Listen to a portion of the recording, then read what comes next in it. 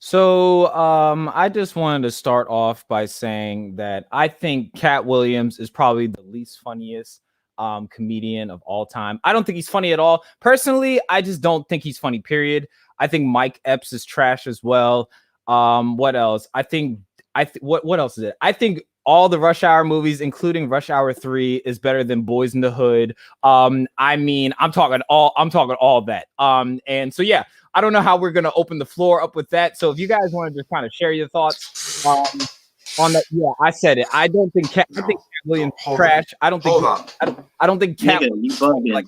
I don't think I agree with everything you. No, hold up. As a very light-skinned individual, you may say a white man, I agree with everything you had to say until you said something about a movie being better than Boys in the Hood. Yeah, Rush Hour is better than Boys in the Hood. Are you out of your mind? No, Rush Hour is absolutely not. Boys in the Hood is the metaphor that if everyone actually watched and learned from, it would be far more meaningful of a movie than those comedy movies where Chris Tucker couldn't even tell which one of them kicked him in the head. Yes. I will say it again. Rush Hour 3 is better than Boys in the Hood. It is better than Don't Be a Menace. It's better. It's better than. Listen, I don't know if we're going to talk about God tonight, but you are on some blasphemy. That's fine. I think Mike Epps is I think he gets funny for being stupid, and I think Cat Williams is just a short man with a perm. I don't think he's funny at all either. That's just it. You've seen Cat Williams get beat up by a 12-year-old in the hood. Like he's not that impressive. Yeah, that's just how I feel. That's how I also feel. That's just No. Mike Epps is hilarious. I can't believe you say he's trash. Mike Epps is hilarious, and so is Mike Epps is trash. Okay. He's not funny at all. Mike Epps is funny. Mike Epps is funny. No, Mike. You know who Mike Epps is? Mike Epps is that dumb dude that you gotta like hype up for like your homegirl that you know is like out of his league. Like that's Mike Epps. Like Mike Epps is like that's what his comedy specials are. Is like you gotta you gotta like hype yourself up to enjoy it, but you know you're really not going to enjoy it. You know what I'm saying? Like that's Mike Epps' like whole comedy sketches. Yeah, I went there with it. Look. Have you sat all there through with it. Mike Epps stand-ups? Have you sat through him? Yes, and you didn't laugh. You didn't think it was funny. No, I don't think he's funny at all. Cat Williams is, you know what Cat Williams is? Cat Williams is that kid that wasn't allowed to cuss until college, and now he doesn't know how to stop cussing. He's not funny at all. He doesn't even know how to cuss right. Okay, we can agree to disagree. That's fine. I'm just saying. Yeah, just flat out. Like I'm not. There really isn't bugging, but we can agree to disagree. I'm not bugging. I'm not bugging. And you know what? And plus, Die Hard is probably the wackest like movie franchise ever. I think all the Home Alone movies are better than that because the first Die Hard is really just a slightly grown up version of Home Alone. That's it. I agree with you on that one. I said that. Yes, Bruce Willis would literally be nothing without the dad from Family Matters. That's it. Now I may be off. What I said. I may be off camera. I can clearly say I am not drinking nothing, but I don't know what you have to drink before coming on camera. Coffee. I'm having light skin coffee. You know what I'm saying? I'm drinking light skin coffee. You know what I'm saying? I just brewed it all about like maybe 10 minutes ago. But yeah. What else is there? I've had 5 different gas stations fried chickens that's better than KFC. That's a fact. That's a fact. I agree with you. Yeah, you know what I'm saying? Yeah. I feel like if you buy anybody 7-Eleven pizza, you want them to die slowly in their sleep. Because that agree with you on that one. All that, bro. You ever got a pizza from 7-Eleven at like 2:00 in the morning? Like you go there after you just had, some after you just had some adulterous fellowship with a young lady or young consenting adult, you know what I'm saying? And you're like, you know what? I kind of hate myself anyway, so I'm going to go eat this fossilized pizza that has eczema and dandruff. And yeah, I'm just going to go in on this, and that's just how I feel. Yeah. First of all, if you get gas station pizza at 2 a.m, you have no life. I'm sorry. I mean, like, I don't know. I say if you get gas station pizza at 2 a.m, you just have something else wrong with your life. Like, Jimmy, you have something else going on besides the pizza. Because first off, 7-Eleven has like 18 other things you can eat besides the damn pizza. So, like, if you're going for the dandruff pizza, that has something to do with your life choices. We can talk about it, as you actually just specified for the last 3 minutes about some of your choices. Okay, so what gas station food? What gas station food is like the ultimate I don't love myself dish? Like sushi? I think sushi at a gas station. Gas station sushi. If you get sushi from a gas station, like you're the type of person that still brushes your hair though you are bald as hell. Like with one of those like horse brushes. You know what I'm saying? Like I think you're the type of person that steps in a wet puddle with socks on purpose and then tries to live the rest of your day off like that. Like that's just how I feel. I feel like if you get gas station sushi, you woke up and chose violence towards yourself, and you don't have a very good security about yourself in life. Yes.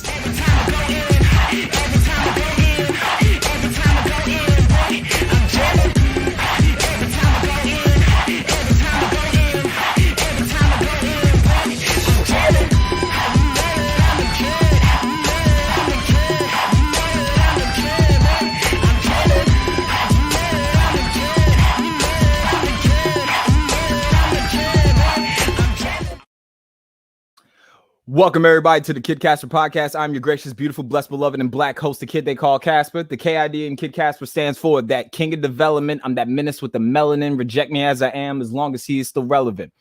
Hopefully everybody's doing well today. It is it's Wednesday, it's hump day. If you're not married, it's fellowship day, I guess. I don't know. That's the word that we're kind of using right now.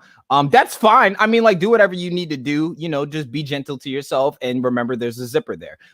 Anyway, hopefully everybody is well, hydrated and relaxed on this Wednesday. What's today's date? It is July 28th, 2021.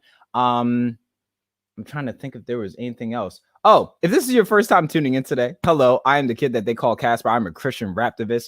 Yes, that means rapper / activist. I love Jesus, but you know, I'm still far from a pacifist. You know what I'm saying?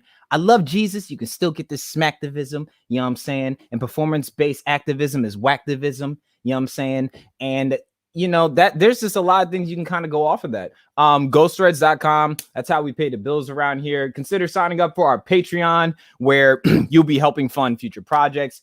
As far as like what we're doing on Tetelestai Incorporated, from you know our news channel that we're developing slowly. One of my partners is starting his own podcast. Who knows? I mean, we're trying to, you know what I'm saying? We're trying to help people get down payments for homes. We're trying to get people down payments for cars. I mean, some niggas is really just trying to be able to afford Arizona iced tea. I don't know. But all that is possible by signing up for the Patreon, $2 a month. And you know, if you disagree with anything that's said on here, usually that $2 a month will allow you to, you know, deposit your 2 cents in my life. And you might get 2 minutes before I end up hurting your feelings, but telling you that the Lord loves you at the end of the day. And yeah, remember to use your turn signals, because you know it's okay to be pro-choice, but with turn signals, we're just not going to do that. We got I got my business partner here today with me, my brother from California, where herpes was invented. I'm not kidding. Good news, Tyler. How you doing today, boss? What's up, everybody? Doing good. Nice. I got my brother from Syracuse, New York. He goes by Sean the Baptist on TikTok. How you doing today, sir? I'm breathing and I'm doing fantastic. Nice. And then I got Uncle Rudy. We're trying to figure out what's going on with his phone. It was looking crazy earlier, y'all. Y'all didn't see it, but like it was looking like we were looking through like window blinds or something crazy. I don't know. But so if it looks like a bald Mr. T and he's like kind of jacked up. I mean, Unc is kind of ripped, but like, you know, he doesn't really have too much of a beard and that much definition. But Uncle Rudy is here with us again, today. How you doing today, sir? I'm doing great, man. Doing great. And for the record, that is Roadblock from G.I. Joe. Old school, OG, strong, black, and proud. Gotcha. So there were black people that fought for this country in a sense, even if it was fictional and we valued their life. Got it. So we're gonna kind of get into it today, but before we kind of start in the subject matter, I would like to give a couple of church announcements. I'm sorry. Huh? What'd you say? In the YouTube comments, she said the Nickelodeon twins. Oh yeah. I promise you. The funny thing is, I promise you, we did not set this up. We didn't we didn't coordinate this at all. Those that were on the Zoom with me, I said I was gonna wear this today. Tyler just popped up and I was just like, nigga, like, yeah, this was not intentional. You know what I'm saying? This was not planned. You know, I guess when you're connected to the same life source, you tend to just get the same fashion sense. I don't know. But yeah. So I'm just gonna give a couple of church announcements real quick. We're going to start, me and my brother Tyler, we're going to start recording for the news, essentially for our new news outlet. You know what I'm saying? We're going to start doing the Friendly Neighborhood Negro News off of the podcast, at least for my podcast. We're going to be starting our own, we're going to be starting its own Instagram channel, its own Facebook page, all that, you know, that way you can stay up on it, kind of get some of my thoughts as far as things I'm going to be staying plugged into. I'm also going to have my brother in California that's going to be like my lead anchor man, you know what I'm saying, getting this work, you know what I'm saying, you know, where we just pretty much, you know, even though it's called the Friendly Neighborhood Negro News, you know, we're two black theologians and everything like that. We're not going to just report on black stuff. We're not just going to report on white stuff. We're not going to just report on powdered mayonnaise, which is white fragility. We're gonna pretty much be covering everything, unbiased, unadulterated news. I mean, it's gonna be mostly clean because we still men of God at the end of the day. And you know, I'm not trying to get flagged or sued or anything like that. So stay on the lookout for that. For those of you that live in the DMV area, the Leewood Love Marathon is still going down at Patterson Park. on August 14th, around 2 to 4 p.m. if I'm not mistaken. What's the flyer say? You would think that I would know these things off the top of my head, considering like I'm holding it, but I mean, I don't know. I've been pretty bad at my job as of lately. Yep. So 2 to 5, August 14th, 2 to 5 at Patterson Park in Baltimore City. Get your tickets, even though it's absolutely free. Come on out and have some fun. There's gonna be food, love. We're gonna be embracing our nationalities, our bloodlines, our heritages, you know what I'm saying? Seeing America for what it is. America is not a melting pot. You know what I'm saying? We're going to see everything that makes America great, instead of what makes America whitewashed. You know what I'm saying? We're gonna do it up, we're gonna do it big, we're gonna listen to each other's heart shared in experiences. And at the end of the day, we're gonna lead with love. And if you want division, go do your math homework. You know what I'm saying? Let's see if I got anything else. She said much better than last week on that hair. You better leave Tyler alone. He do whatever he want. You know what I'm saying? He is embracing himself and his blackness. I do not own the rights to his blackness. He's not on the rights to my blackness. So I let him do whatever he wants. You know what I'm saying? As I'm over here looking at these doggone dogs. I believe, and she will tell me or text me if I'm right or wrong. I believe my sister has another podcast later this week. The Not Your Safe Zone podcast. If I'm not mistaken, she has, I think so. I think it's Friday or Thursday. I'm not sure. Just let me know in the comment section and I'll plug it in here. You know what I'm saying? Get you some, send some traffic your way. And then Sister Maya, my Sister Maya's got a podcast, I want to say at 7 p.m. Is it 7 p.m.? I just want to make sure. I want to be clear because, you know, we shouting people out and everything like that. Oh, 6 p.m. on July the 30th. You can go on YouTube. I'll be sure to plug her links and everything in the description of this video. Plug it into the chat. You know what I'm saying? I want my people to know that even if you ain't on this YouTube channel, when you win, I win. So at the end of the day, if I'm cool with you, I want to see your numbers go up as well. But yeah, where's my I don't know. I mean, like you said no podcast for the rest of the week. Oh, that's right. Your birthday. That's right. You're turning 27 again, if I'm not mistaken. I'm not sure. I mean, like you could really be 40 and nobody would know because, you know, black people don't age in dog years. That wasn't really a church announcement. That was more on the fact of like some of y'all be looking like chewed up sofa leather. I don't know why that is. Please moisturize. Please love yourself out here looking like light skinned avocados. I don't understand. But yeah. Anyway, guys, before we get into the topic today, you know, this is a semi-heavy conversation, but I feel like this would be fruitful. I'm happy that I got my brothers in Christ on this episode. But we're practical, meaning like we're going to seek nuance in this conversation. Offer different perspectives, different age demographics, and different geographical influences coming up in different, you know, I would say like backgrounds, everything. So this, you know, God is going to take over this conversation. It's going to be fruitful, insightful, educational, all that. So before we kind of get into everything, how is everybody doing today? Anybody going first? Anybody can go first. I'm having flashbacks from when I was watching all of Nickelodeon stuff when I was a kid when you guys were born. So, but really, I'm looking forward to this topic, to being able to talk about this because I think it's something we need to talk about more often. The church needs to take more responsibility in the things that, you know, people like yourself and like Tyler are trying to build and trying to do across platforms. Gotcha. Cool. Ty, Uncle Rudy, how y'all doing today? Doing good. I'm actually very excited for this particular topic. I feel like this is a very important thing we need to talk about because from my, you know, kind of what I've seen in different churches that I've been to lately, like visiting, they kind of separate social justice from biblical, what the Bible says. And to me, that's wrong. So I think that we need to really make it clear that God is for social justice, is for the things that we're going to talk about in this particular podcast. So I'm just excited to be here. Okay, bet.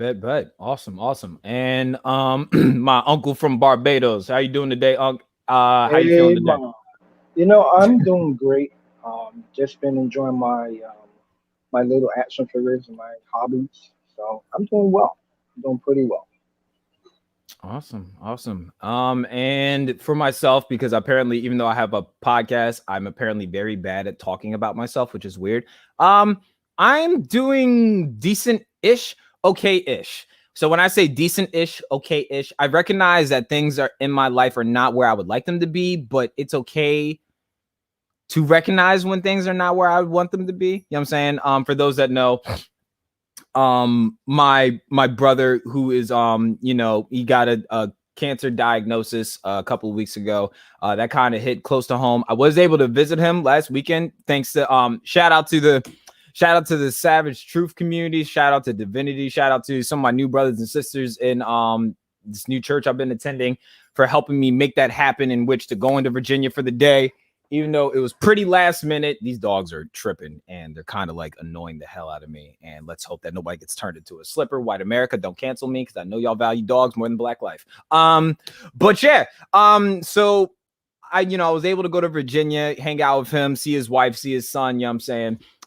It was the first time I seen him in like 4 years. For those that remember Brother David, I had him on the podcast, I want to say like 2 to 3 months ago. That man, when I tell people, like, I wouldn't even be a quarter of the man I am today if it wasn't for him stepping into my life and being obedient in my life from the ages of like 20 to 20, what's it, 23, I would say.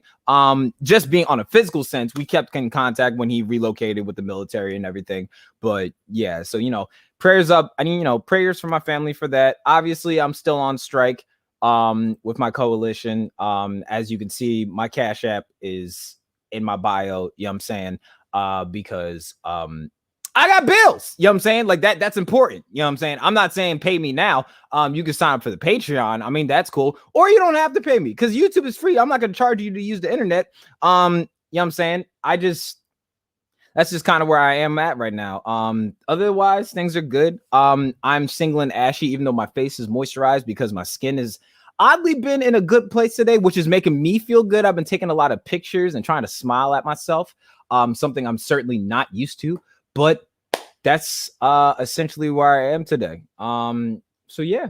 So before we get into this, and y'all know me, I don't rehearse these at all. I don't like rehearsing, especially when it comes to like important topics like this, because sometimes it does seem a bit disingenuous when you have to, what's the word, kind of like force the way that you're gonna like tackle this. So I guess like the first thing I think of when we're talking about this subject, when we're discussing social justice, with, I would say, influence from those that proclaim the name of Jesus. I say that because being a Christian and being a disciple of Christ is vastly different. You know what I'm saying? We can break that down a little bit later too, because I think that'll be important as far as like having this conversation. But I think a good thing that I'll ask around the room, or ask around the screen rather, and if anybody else would like to join in on this conversation, I'm about to drop the link into the comment section. You'll have to go through the Patreon to like hop in here. But if you have anything that you want to share your thoughts about, let us know. But men of God on screen, if you could tell me, to your best, and you don't Google it, just speak from your heart and everything like that. Whether it's from an example or your own, man-made, I don't want to say man-made, I would say just in your experience in life, how would you define social justice? Anybody can go first.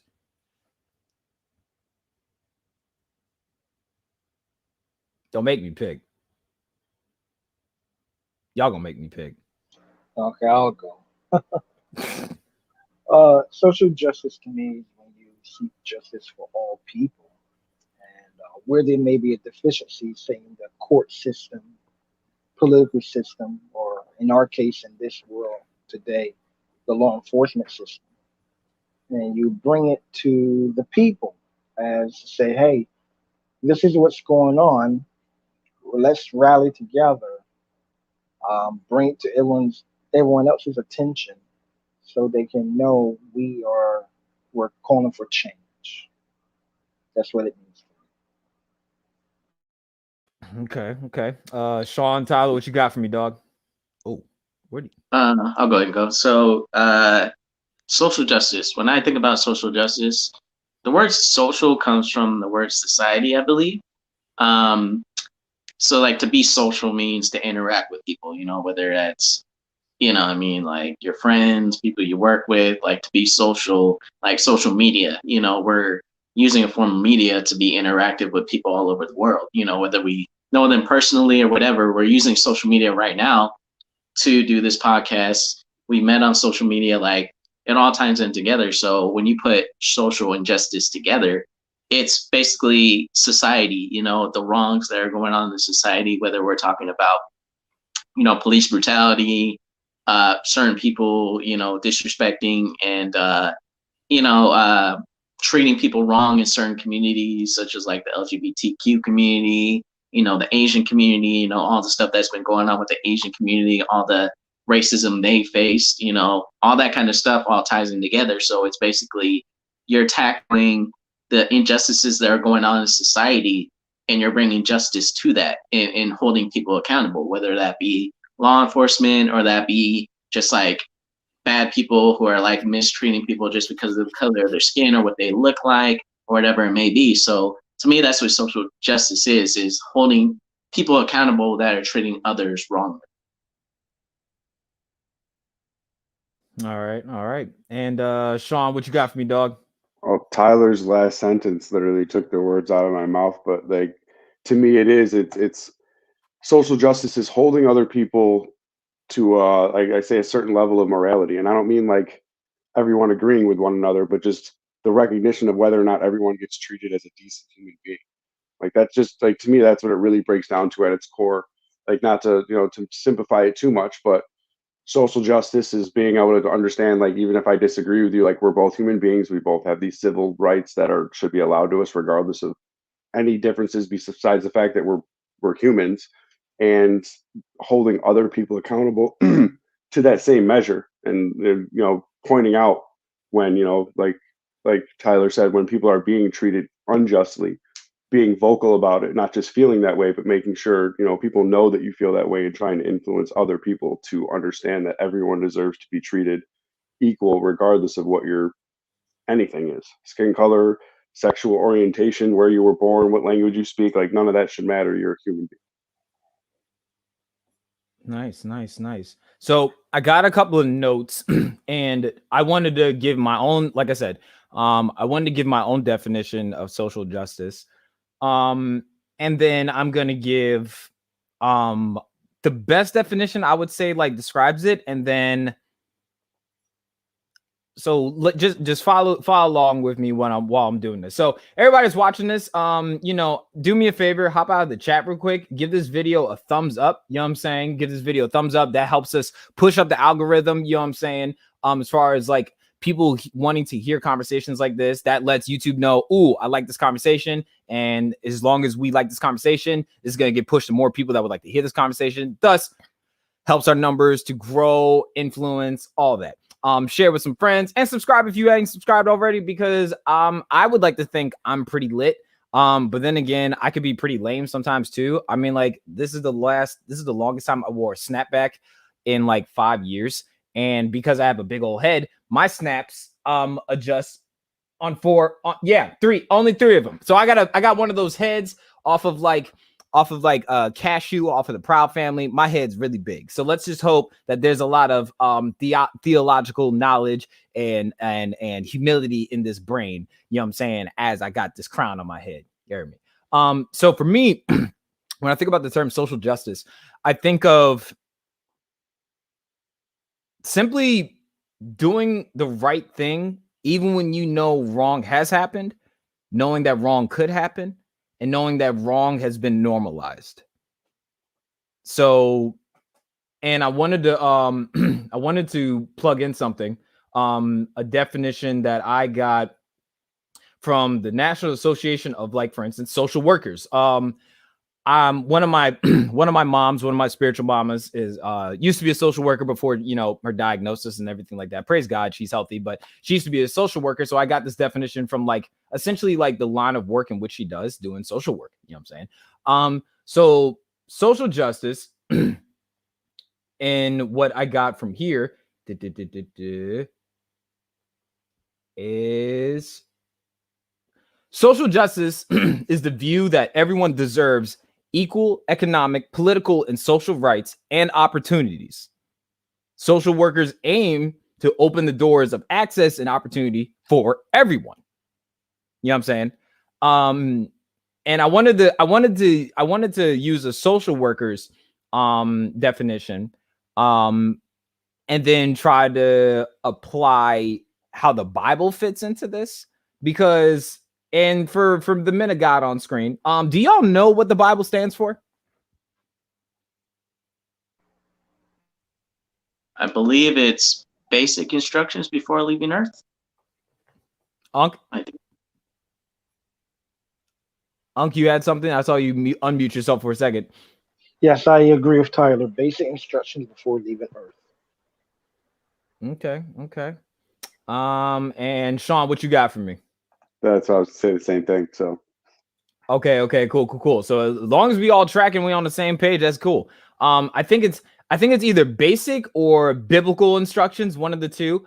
So basically, the Bible in itself, though it is inerrant, because, you know, as time advances, some of the outlooks on these things change. That's the reason for the Old Testament and the New Testament. There's a reason why a lot of these things need to be reformed and rectified with the book of Galatians, for instance. That way stuff, for instance, in Leviticus don't necessarily matter, and why certain wordage meant certain things depending on certain times and in circumstances. But when you think about the Bible, right? So when I think of social justice, and this is what this is what I got in my notes, what I wrote down. And if anybody disagrees and would like to challenge me, whether you're on screen or in the comment section, feel free to do so. Please be respectful. I got moderators, and we'll put you in timeout and not feel bad about it. But yeah, so social justice, it teaches us, it teaches us to look at God's standard of right and wrong. It's a lifestyle that adopts Christ's likeness in the way we see the world and serve people. Social justice is an extension of God's love and work. So when I thought of like when talking about this word, because this word seems to be, it is turned into a heretical term, I would say, within like Western institutions, white evangelical spaces, American church standards, you know what I'm saying? But then when you think of what social justice is, you could almost say that the Bible in itself was written for social justice, or better yet, because like I said, even though the Bible is inerrant, you could look at how Christ lived, and his entire ministry in itself was social justice. Would you guys agree? yes. When Jesus was speaking to the Pharisees, most of the time he was telling them that they were wrong. He was rebutting the religious people most of the time and sticking up for the people that were the outcasts and the quote unquote sinners. Well, they were sinners, but you know what I mean? Like, that's what he did the whole time. Yeah. Yeah, for sure. You know, one of the biggest examples I can think of is the woman that was caught in adultery. How the religious people were like, you should stone her because she just committed adultery, right? Which we know, according to the Bible, is, you know, breaking the law. But then he turned around at the religious people who grabbed her and brought her before Jesus and said, first one with no sin, cast the first stone. They couldn't do it because at the end of the day, biblically, we're all sinners. So yeah, I think Jesus, that's just one example, but there's been plenty of times in the Bible where Jesus really stood up for those who were being treated wrongly. And like you said, that's social justice. Oh, you have something? Yeah, I actually want to piggyback on Tyler's point. That's excellent.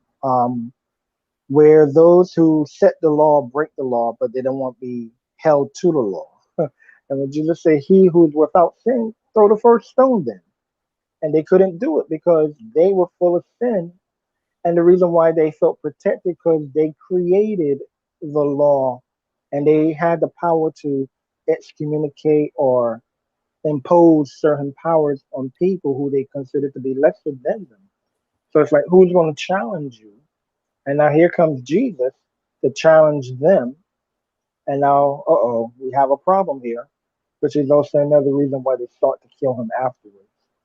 But yeah, that was an excellent point, Tyler. So you could almost say that Jesus, in that example, went against the grain of legalism. Though he knew it to be the law of the land, he was like, we're not doing that. Absolutely. Absolutely. Funny. So you could almost say that just because something is a law, that doesn't mean that it is Christ-like. Laws do not create morality. No, it creates more problems. Interesting. So y'all about to and moderators, y'all better be good because there might be some bots. Because I always get like the weirdos on Twitch that that waste their kids in their mom's socks and then they jump in my comment section and then try to get stupid in my comment section. So moderators, be good. I got some of my moderators on Twitch and Facebook. Usually my mom hold it down because she know I don't got time for it. You know what I'm saying? So you could almost say in a lot of ways when we're talking about social justice,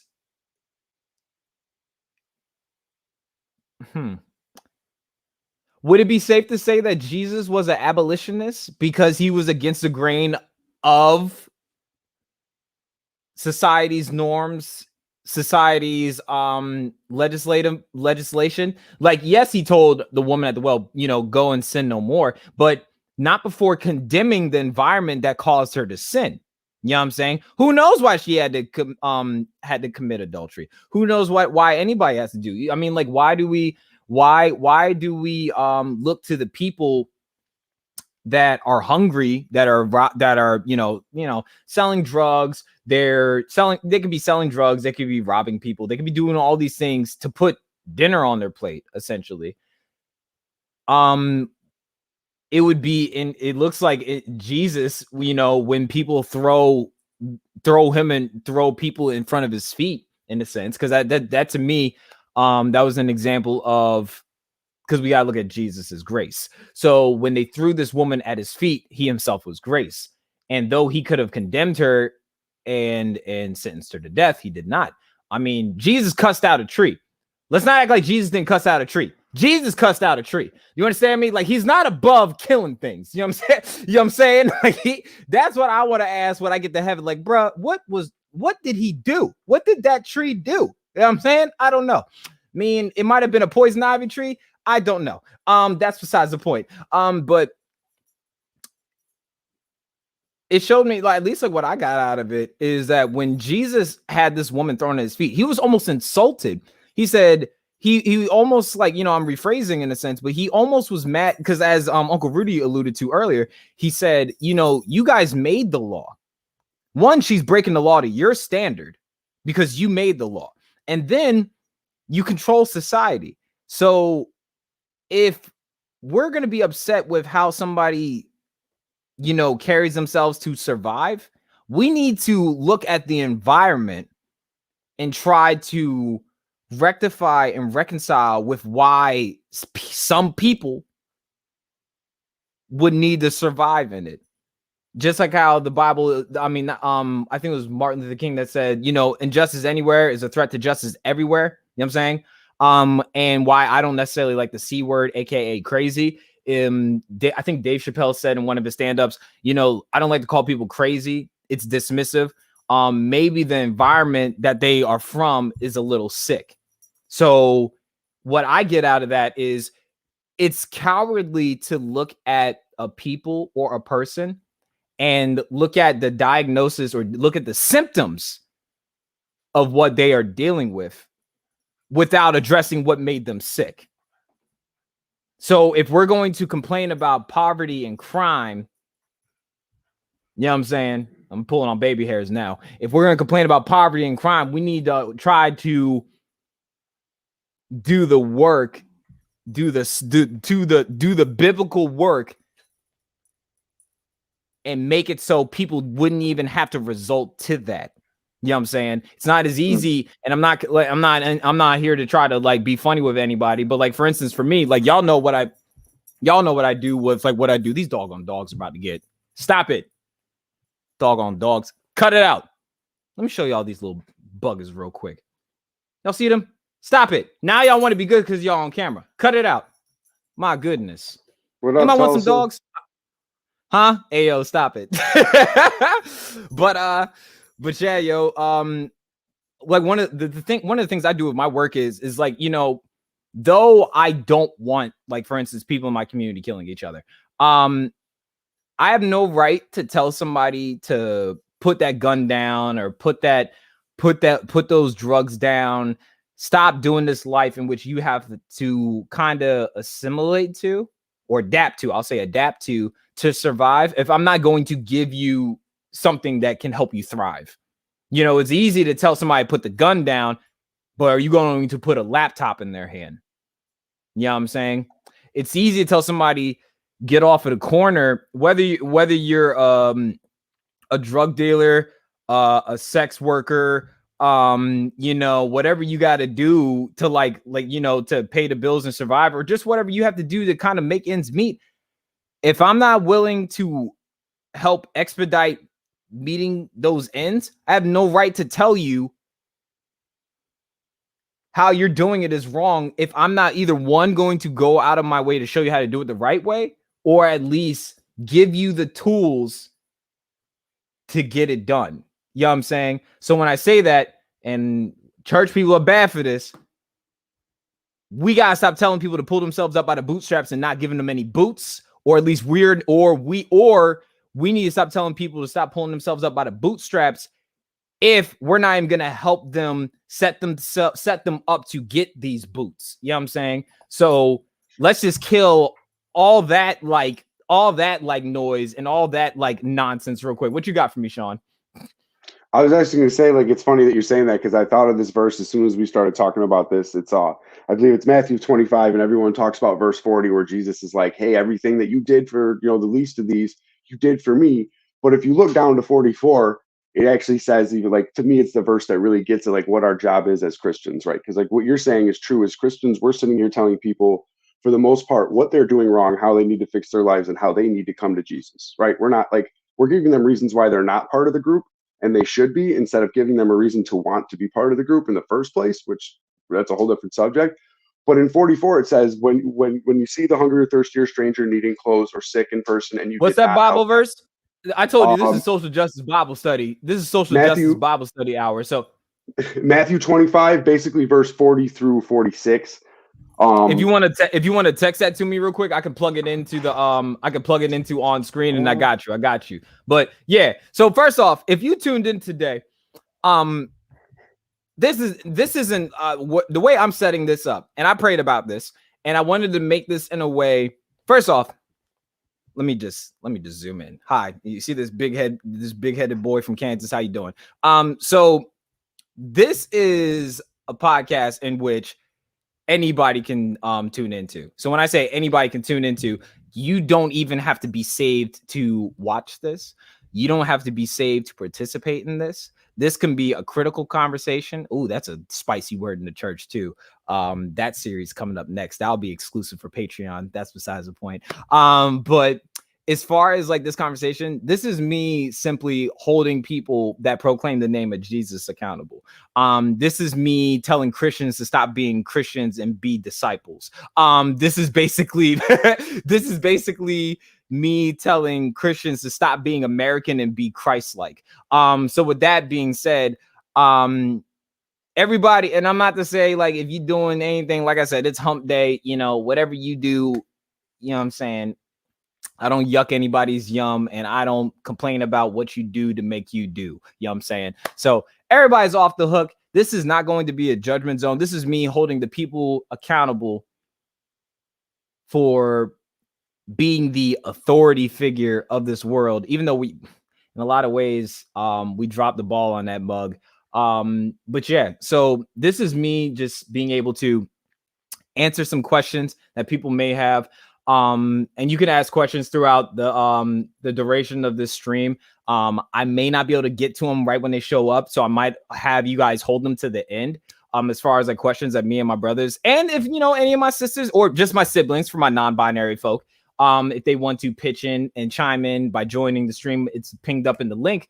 I hopefully will be able to provide some clarity, but you know, this is me explaining to people that by our standards as disciples of Christ, that this is what we're supposed to be about. Bible says, I think it was Jesus himself that said, if I'm not about my Father's business, don't follow me. So that's like double for us. You know what I'm saying? If Jesus was held to that standard, us being Christians, little Christ, you know what I'm saying? The N word in the Bible, essentially, for us. If we want to be called by that, we better be about that business. You know what I'm saying? So yeah. Sean just texted me the Bible verse. Let me plug that in real quick.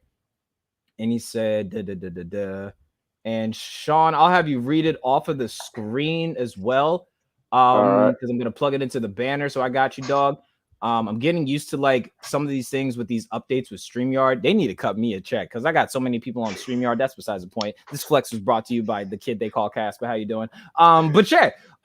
So Sean, I'm gonna have you read this out loud real quick. And, did you get both of them? Because I sent you 40. Yeah, I got one of them. I'm putting it in the other one. So I'm gonna start you off with Matthew 25. And also, this is not to get churchy.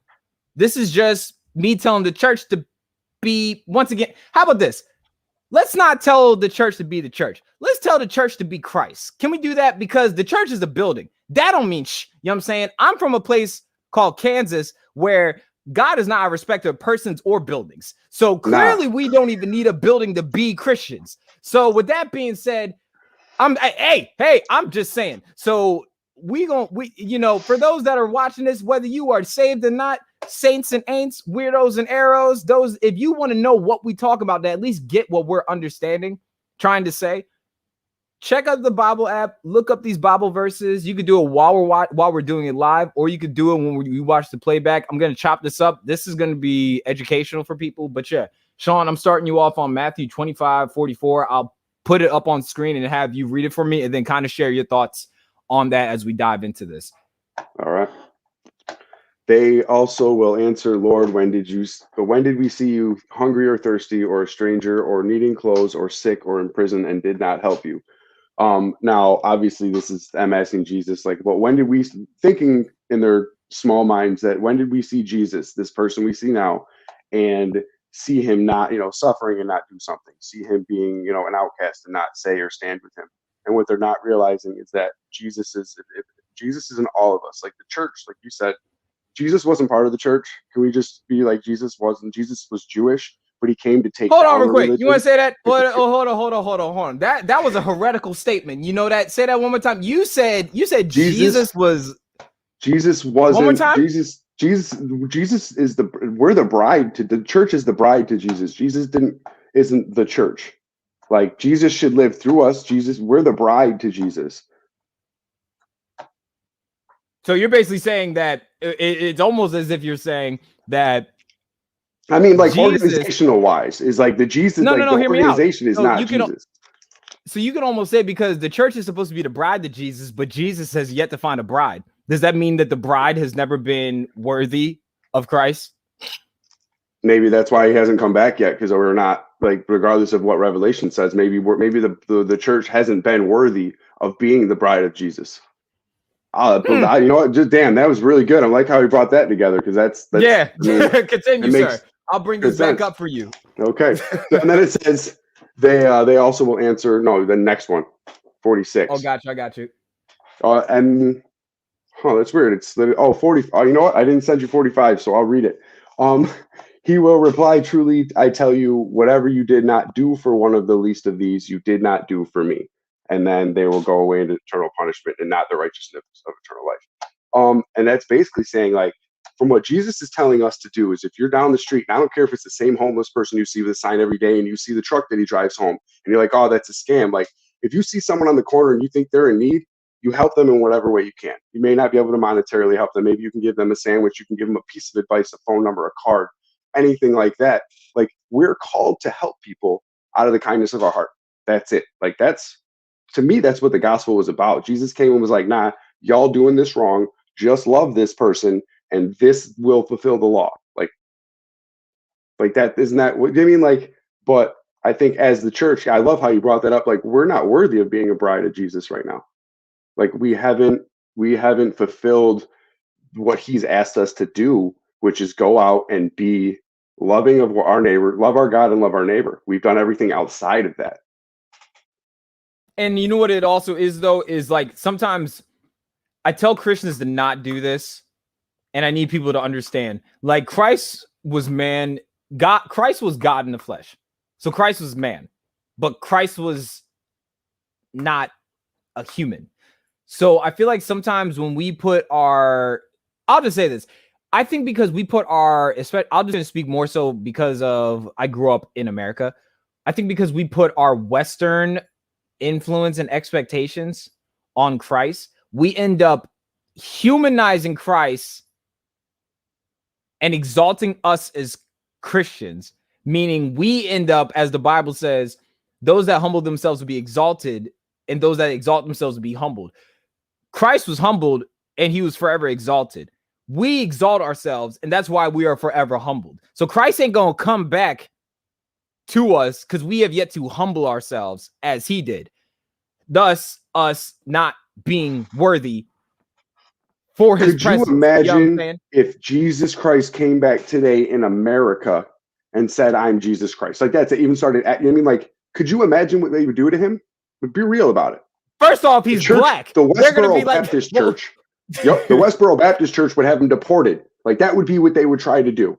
Like, we have no idea. Well, I mean, like, they should, you know what? They should have him deported because Christ was an American. Christ, you know, America is pretty doggone young. Like, America is only 17. It's about as old as only fundamental Christianity. just above 200 years old. Like, America wasn't even thought of when the Bible was being written. So when people get on this Christian nationalism kick, I'm like, y'all are bugging. Like, God really don't care about this country that much. He really does not care about this country that much. Uncle Rudy had a Bible verse, but I'm gonna have him read into it. But after Sean just read what he read off of the book in the book of Matthew, and just kind of hearing my insight, Uncle Rudy, Tyler, what y'all got for me as far as like where we're at in this conversation right now? Yeah. So you know what's funny, bro? So okay, so this is what gets me, right?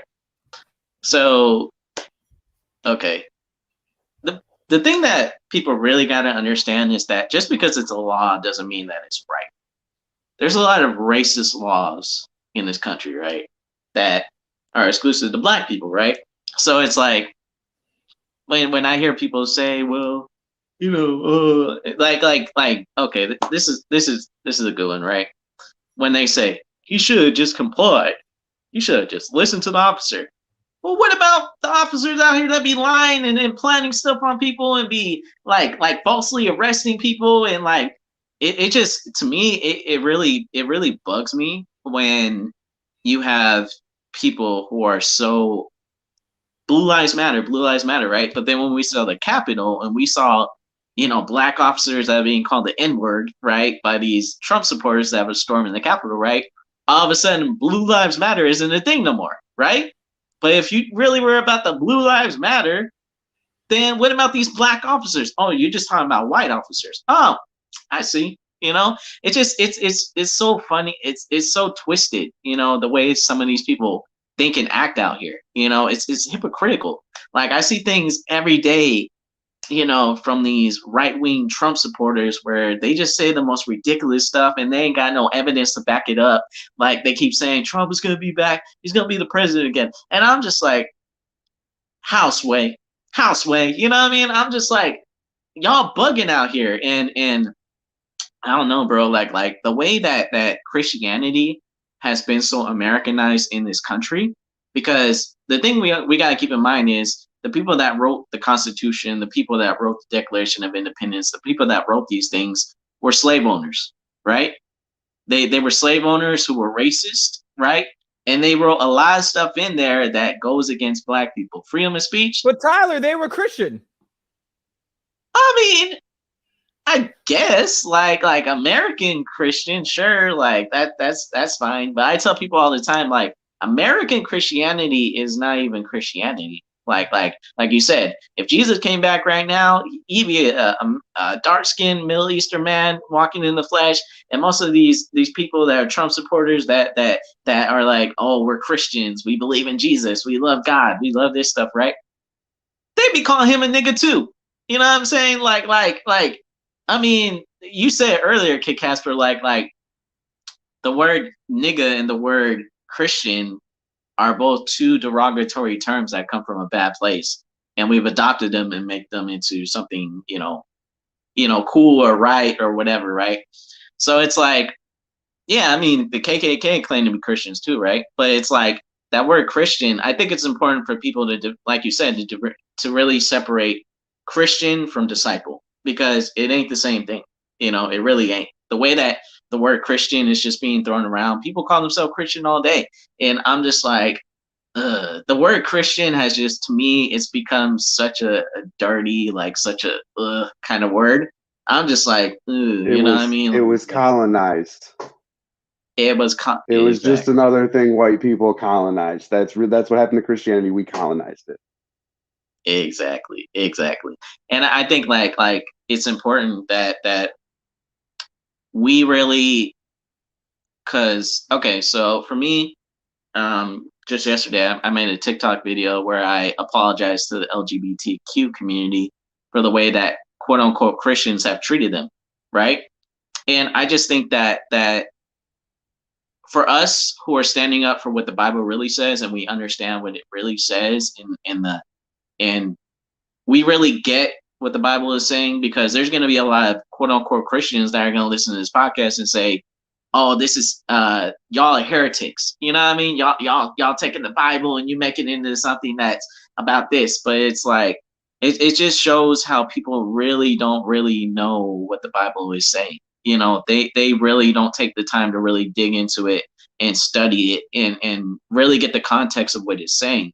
I hear it all day. People take just the most random scriptures and they try to like say, oh, this is why you shouldn't fight for, racial equality. This is why you shouldn't focus on racism. This is why this is why that, right? And it's like, but they're taking those scriptures and they're taking it out of context and they're using it in a way that is not right. And I'm just like, man, like just the how Christianity and the Bible has been twisted. It's just it's sick, bro. It makes me sick. Like, honestly, it really does. It goes back to one of the things that one of our mentors always says, shout out to Pastor Roy of the Savage Truth. He says, Christian is not a noun, it's a verb. You know what I'm saying? Like, like it kind of makes me think, like, I think we love the title of the position, but we don't like the requirement of the mission that it comes with. Meaning that we love and romanticize the beauty of the term, but do not understand the risk of the mission that comes with that term. Unc, what you got for me? We're talking about Book of Matthew, and then kind of like wrapping up our thoughts on like the Book of Matthew, and we're gonna plug in your verse, and then after your verse, dig into that a little bit. And I'm gonna bring in some little bit of history from some school from my schoolwork. But what you got for me, Unc? When Uncle gets on the mic, you gotta be careful, right? So I'm going to turn the whole church leadership upside down. When we describe ourselves as Christ-like, doing things after Christ, which is what we're called Christians, and we are the body of Christ, which makes up the church. If the church leadership opposes social justice, to say social justice have no place in the church, and they say, let's pray about it, let God handle it, then likewise we should allow God to handle those who are unsaved. Let us not go to the street corner to evangelize, because basically, if um, social justice have no place in the confines of the church and no concern to us Christians, then we should not worry ourselves with going out there to make to bring the gospel to unsaved people. Let God figure that out. That would be his problem. The same way we say, well, let God take care of the social system and the law enforcement. Let God take care of the sinner. But that is not what the Bible tells us. That's not what the Bible tells us. And it's beyond appalling that the same people who are trying to teach us, and again, that goes back to the corruption of the Pharisees and the Sadducees, the ones who brought the woman to Jesus. Hey, look at her, look what she did. And he went and said, hey, if you're without sin, throw the first stone. The same people who created this system. And that goes back to the churches too, because in ancient times, the church and government were in bed with one another in ancient times. So they could Say not that, disagree with each other too often. They could come to certain agreements, and then they move together. And I think in white American Christianity, um, it has pushed out anyone who is non-white, and you become Christian by default because we're a so-called Christian country, but yet you don't have the same rights of Christ that they do in the Bible. Again, it goes back to the old adage: "He who makes the rules benefit from it." I was brought here on a slave ship, my people, so we could not benefit from the rules that were made to jurisdiction over us. We just had to be good Negro Christians.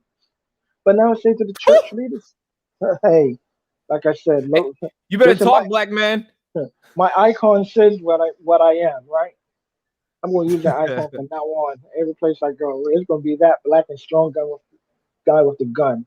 Because, in essence, if a white theologian, a white Christian can say, hey, let's have a program with can reform the prostitute and reform the drug addict, the substance abuser. Well, where is it that you don't say, hey, let me use my white privileged influence to speak to the sheriff or to speak to the police department or speak to the mayor and say, hey, listen, I understand, especially if you're a white pastor who have, and that's diminishing now, but back in the day, white pastors had a large black congregation they were speaking to. And what do you say? How can you go to sleep at night knowing that, oh, wow, another unarmed black man and woman now shot by the cops? What do you say? Do you not say, hey, I need to meet with the mayor, I need to meet with the assembly of leadership council within the city and say something? Put aside your religious differences, your denominational differences, and rally some other church leaders and say, hey, listen, you have black congregation or mixed congregation just like me. Why don't we come together and make our voices heard? Because tomorrow that could be one of our congregants. What do I say at the funeral of the deceased? Oh, he was a good person. What about the circumstances surrounding his death? He was asked for identification. He pulled out a black wallet, but what the officer saw was his black skin pulling out a black wallet and getting shot down, killed like Amadou Diallo in New York City in 1999. What do you say, white pastor? You can't pastor a church of black and brown people and remain silent.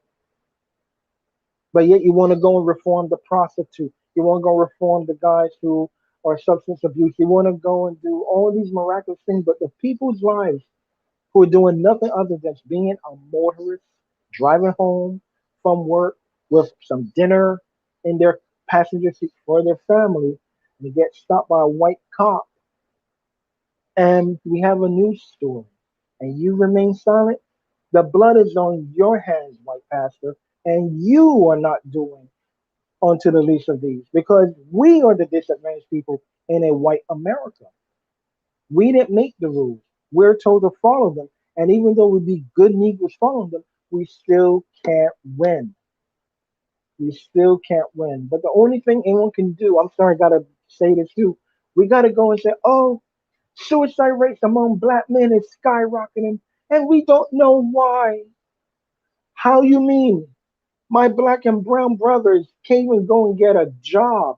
I worked on Wall Street, and a felon got a job as a broker. How many black and brown people can go to Wall Street with a felony, or even worse, and get a job as a stockbroker? Even though I think it was fraud, he was even worse. Come on, man. The University of Chicago, I'm sorry, University of Illinois is forever putting out, oh, children with these names are less likely to get hired. Shaquana, Daquan, Kwame.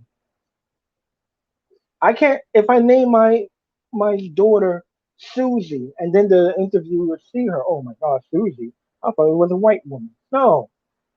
Well, you're gonna hire her based on her presentation, how she presented herself in an interview, which is like going through loops and hoops and everything, and then based on her qualifications on the resume.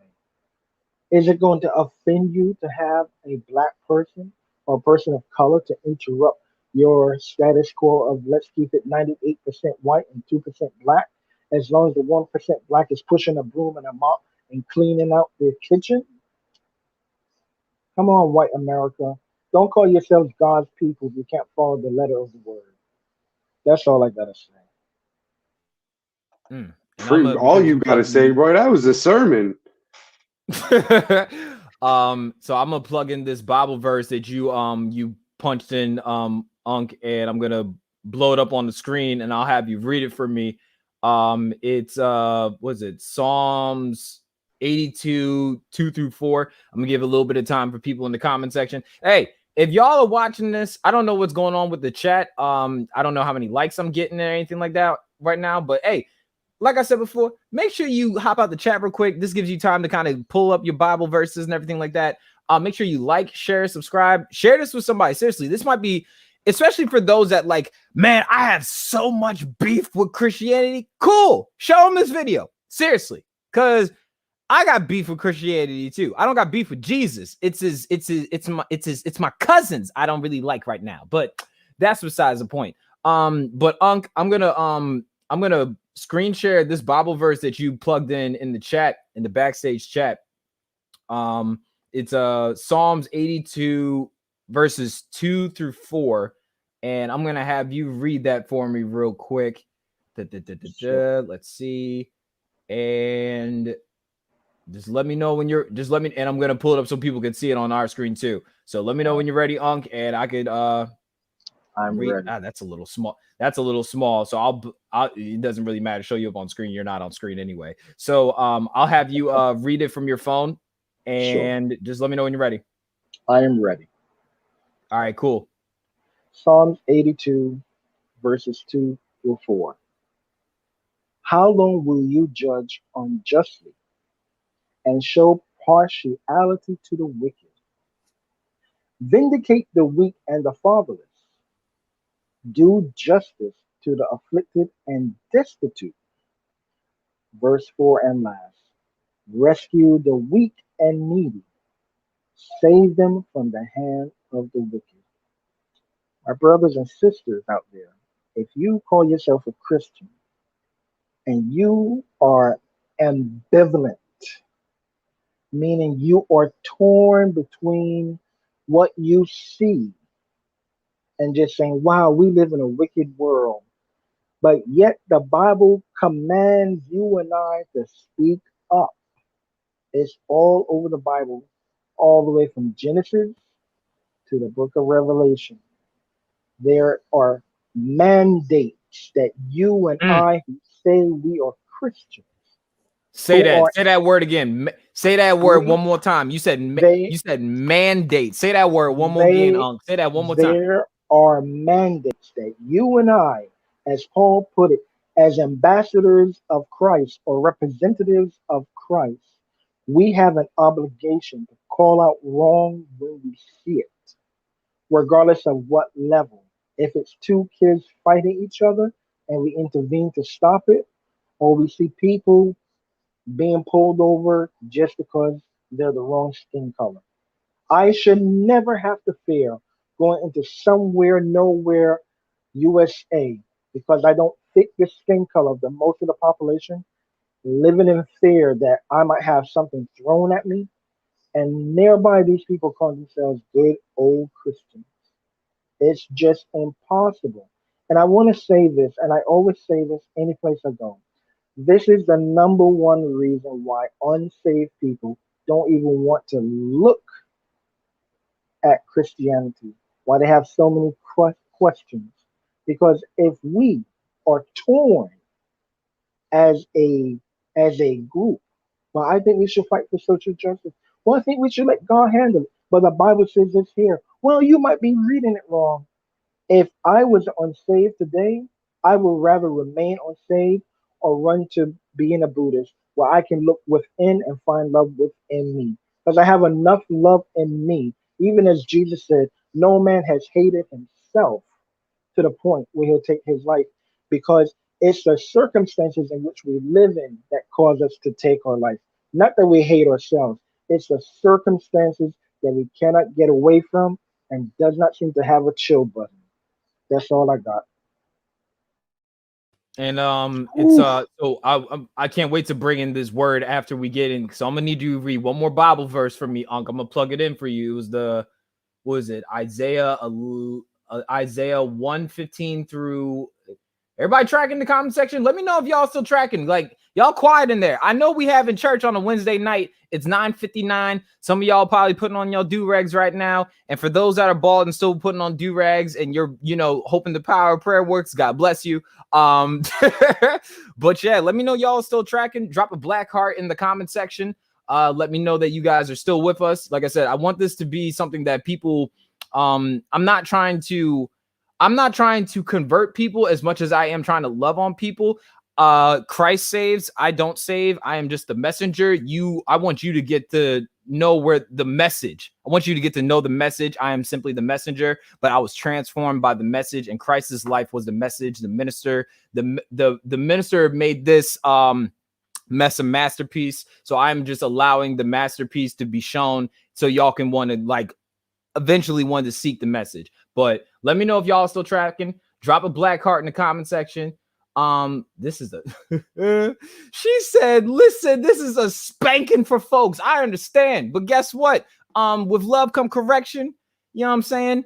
And I can't lead with love if I ain't willing to call out the very people I identify with wrong. So we about to get this work. You heard me. You heard me. So drop a black heart in the comment section. Unc, I'm gonna have you read one more time. I know I know you laboring my seasoned brethren, but I'm gonna need you to come back in real quick. Let me pull this up for you real quick. 115 through 20. Unc, I'm gonna screen share it again real quick.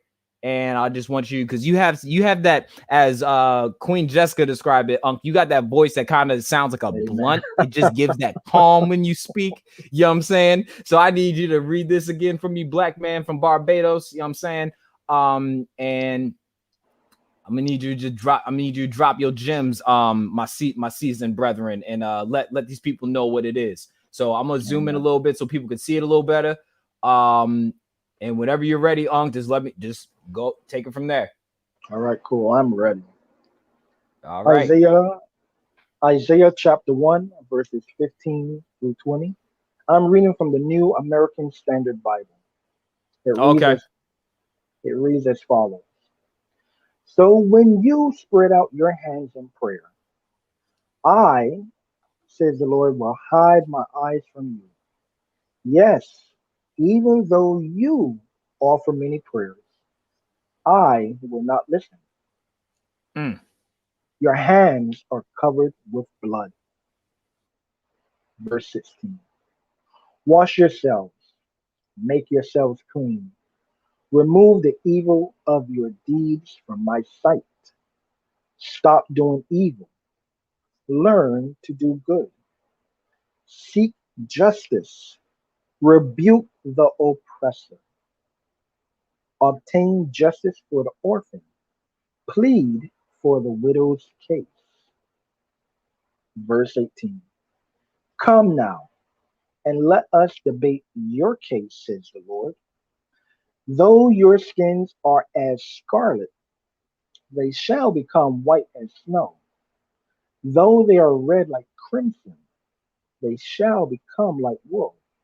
If you are willing and obedient, you will eat the best of the land. Verse 20 and last, and I want to do a commentary on 20. But if you refuse and rebel, you will be devoured by the sword, for the mouth of the Lord has spoken.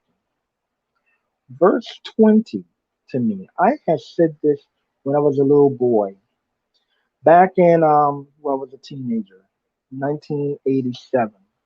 We had a situation in New York City, which we refer to as Howard Beach. It's back then a white Italian neighborhood where three young black men had their car broken down. And as they were waiting for a tow truck, they went to grab some pizza. Howard Beach is a neighborhood in Queens. And a small group of white men pelted racial epithets or racial slurs at them. As they grabbed up their pizza to try and run back to their car, the mob of three grew into a mob of 20 or 30. These three black men had to run for their lives. In that area, I think it's the Belt Parkway or one of the highways is out there. A gentleman named Michael Griffin, one of the black victims, ran into oncoming traffic on a highway to get away from an angry mob who did not like them just because of the color of their skin. He died. We had a lot of tension in New York City in 1987. From there, I said, you know what? One day, I didn't know if I would live to see it. One day, white people who put the battery in the back of black America have created a Frankenstein, that the monster Frankenstein will turn against the oppressor. Verse 20 tells me that white America saw that last year. But if you refuse and rebel, you will be devoured by the sword. There was a lot of us who attacked police officers, and I am going to say, listen, they brought that on themselves. When I saw working as an EMT for myself, I've brought many patients into the I've taken many patients from out of the jailhouses, out of the precinct, and I make people so aware of this. It's the desk sergeant who's in charge of that precinct of the people who come into that precinct handcuffed and imprisoned. And if anything happens to that person, he has to give an account to the captain and the chief. Well, this person came in handcuffs, but now they're leaving not breathing. How did this happen? There's a reason why Black America boiled over and became that Frankenstein monster, because we have had enough. And the sword that you will be devoured by is a sword that you put in our hands, waiting for the day to use it, because you refuse to let us come together and let us distribute justice. It's inexcusable that a woman like Sandra Bland should go into handcuffs into a precinct and then her lifeless body comes out. You better say that, Unc. It's inexcusable. What does the desk sergeant have to say? Well, we're investigating. That's the simplest thing. An investigation have no follow-up or inconclusive. But then, unfortunately, as we have seen, the medical examiner's report, he is swayed, she is swayed. Well, omit this from your report. redact this from the report. Why redact something from the report if it's being presented to the 12 jurors to make a judgment call on something that happened there? What are you hiding that has to be redacted or omitted from the report? How is it not relevant how a person brought into a police station in handcuffs wound up being brought out in a body bag a few hours later? What happened there? What happened? We can't just say, well, let's just wait for the evidence. We've been waiting. And in 2020, the time for waiting finished. The time for waiting finished. And we got what we got after May 27th, 2020, where people are, oh my God, oh, they're coming into our neighborhoods. Yeah. Yeah. Because, all those times when we couldn't into your neighborhood, now's the time. What are you going to tell your assemblymen? Hey, you know what? We need to hold police officers accountable. And we need to hold the leadership of law enforcement accountable. Don't just walk off the force saying, well, I can't handle this. There's no respect for the cops. There's a reason why no one respects the shield. Because the shield does not represent enforcing the law. The shield now represents under judge, jury, and execution. You better talk on. We don't say these things to mix words, but we say them because that is what it is. How can I take my little black kid and say, hey, look, wouldn't you like to become a police officer one day, little Jimmy, to help people? It broke my heart to hear on Father's Day a father receive a bulletproof vest from his little girl because she will make sure her father comes back home to her every night. How is that a normalized Father's Day's gift from your child? And white America just goes on like it doesn't matter.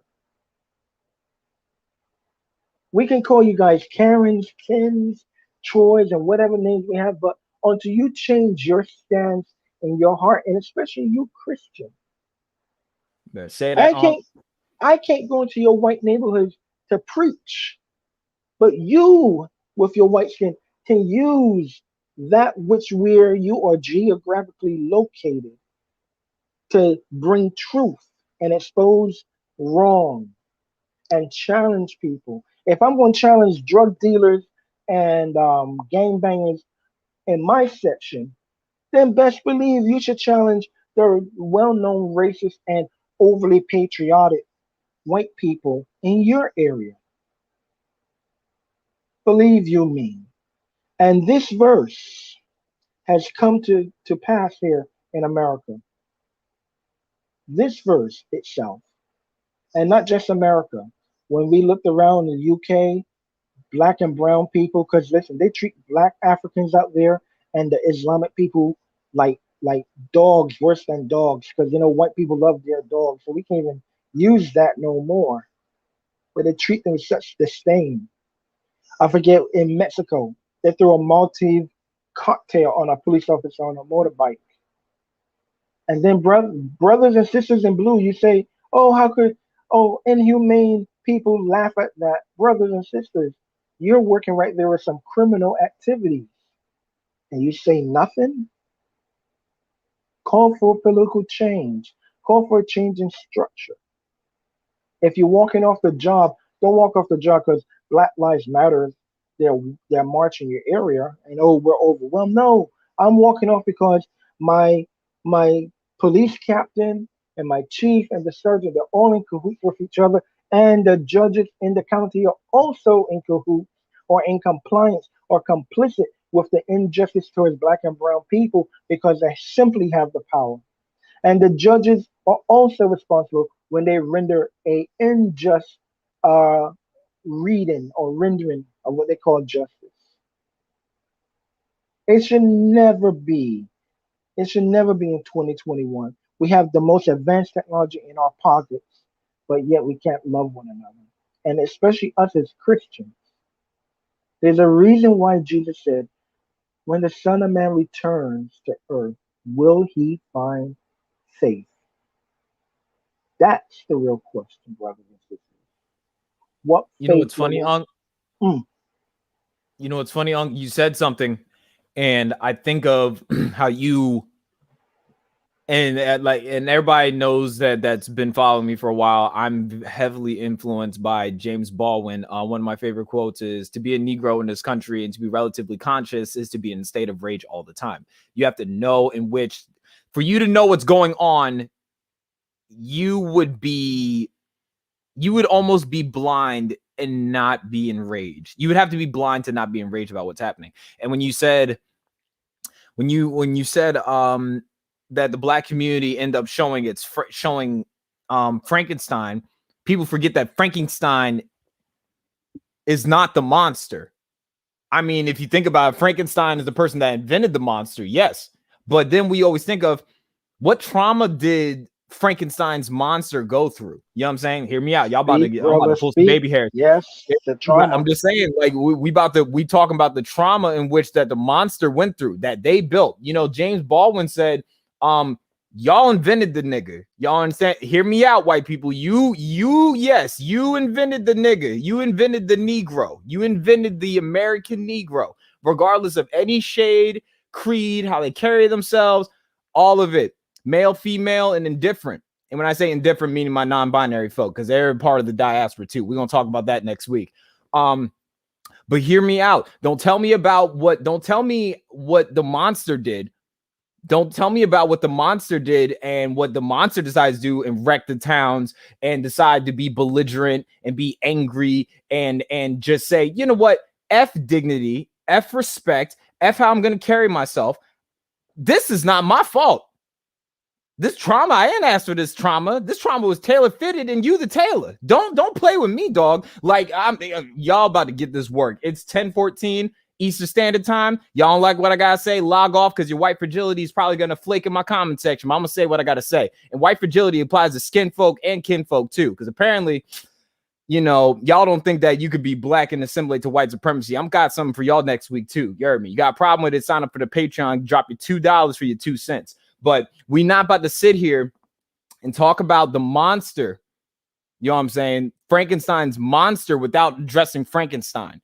So in other words, don't tell me about the Negro if you ain't going to tell me who invented, you ain't going to talk about or talk to who made the Negro. Don't talk to me about the ghetto when we didn't make the damn ghetto. Don't talk to me about the drug dealers in our community, the drugs in our community, and you put the damn drugs, y'all the damn drug dealers. Don't talk to me about none of that mess without addressing the man in the lab that made the Negro. Don't play with me. Don't like black wouldn't have existed. Black wouldn't have existed if it wasn't for white. You know what I'm saying? Just like how in the Garden of Eden, when they were like, oh, well, God, we're naked. Who the hell told y'all was naked? You know what I'm saying? Same thing applies here. You want to talk about the disparity in my neighborhood when you put it there? You know what I'm saying? Y'all put it there. Y'all put it there. So for them to thrive, you had to hinder us being alive. Don't play with me. Like, this is really, really real. And and as Maya just said right here, get to the roots of our roots, not just the fruit. Don't talk to me about how the tree got there. We ain't the one that plant the damn seed in our neighborhoods. You know what I'm saying? When you said Frankenstein, that's why, like, when I said this at a rally, and I'll try to see if I can clip it up and I'll plug it into this podcast. But you know, I'm Mr. Lee with love. I don't want to see anybody get hurt. I don't want to see anybody get hurt. It makes me sick. It does something to my stomach. I don't want to see anybody being brutalized, regardless if it's retaliation or agitation. I don't want to see anybody get brutalized. But I have no right to try to humanize the school shooter after they were getting bullied. Once again, we talk about the Frankenstein monster and victim blame the Frankenstein monster, but we don't talk to who made Frankenstein, who made the monster. You know what I'm saying? Once again, don't call this man crazy. Don't call these people crazy if we're not going to address the environment that is sick. And the people who made the environments is what made it sick.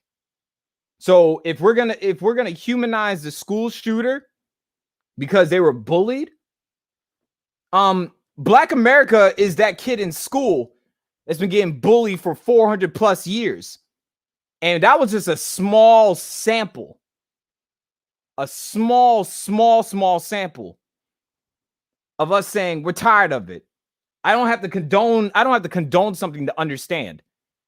I definitely don't condone evil, but I understand why evil happens.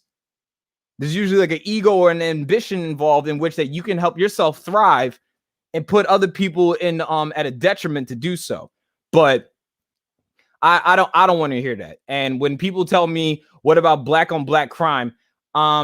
If you're not willing to take, like I said, if you're not willing to put a laptop in these people's hands, but tell them to put the gun down, but you made an environment in which they had to grab the gun before they could even believe that they could even grab a laptop, shut the hell up.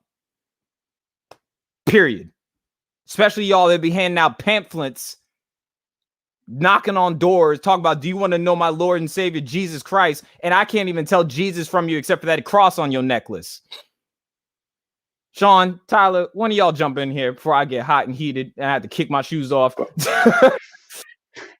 I think one of the biggest problems that we noticed this year, and you're on TikTok and social media and stuff, so correct me if I'm wrong, but have you noticed that most of the white people that automatically took to the BLM side and were automatically like, yo, this is wrong, were non-Christians. They were atheists. They were agnostics. They were people that had no religious belief at all, or they hated Christians.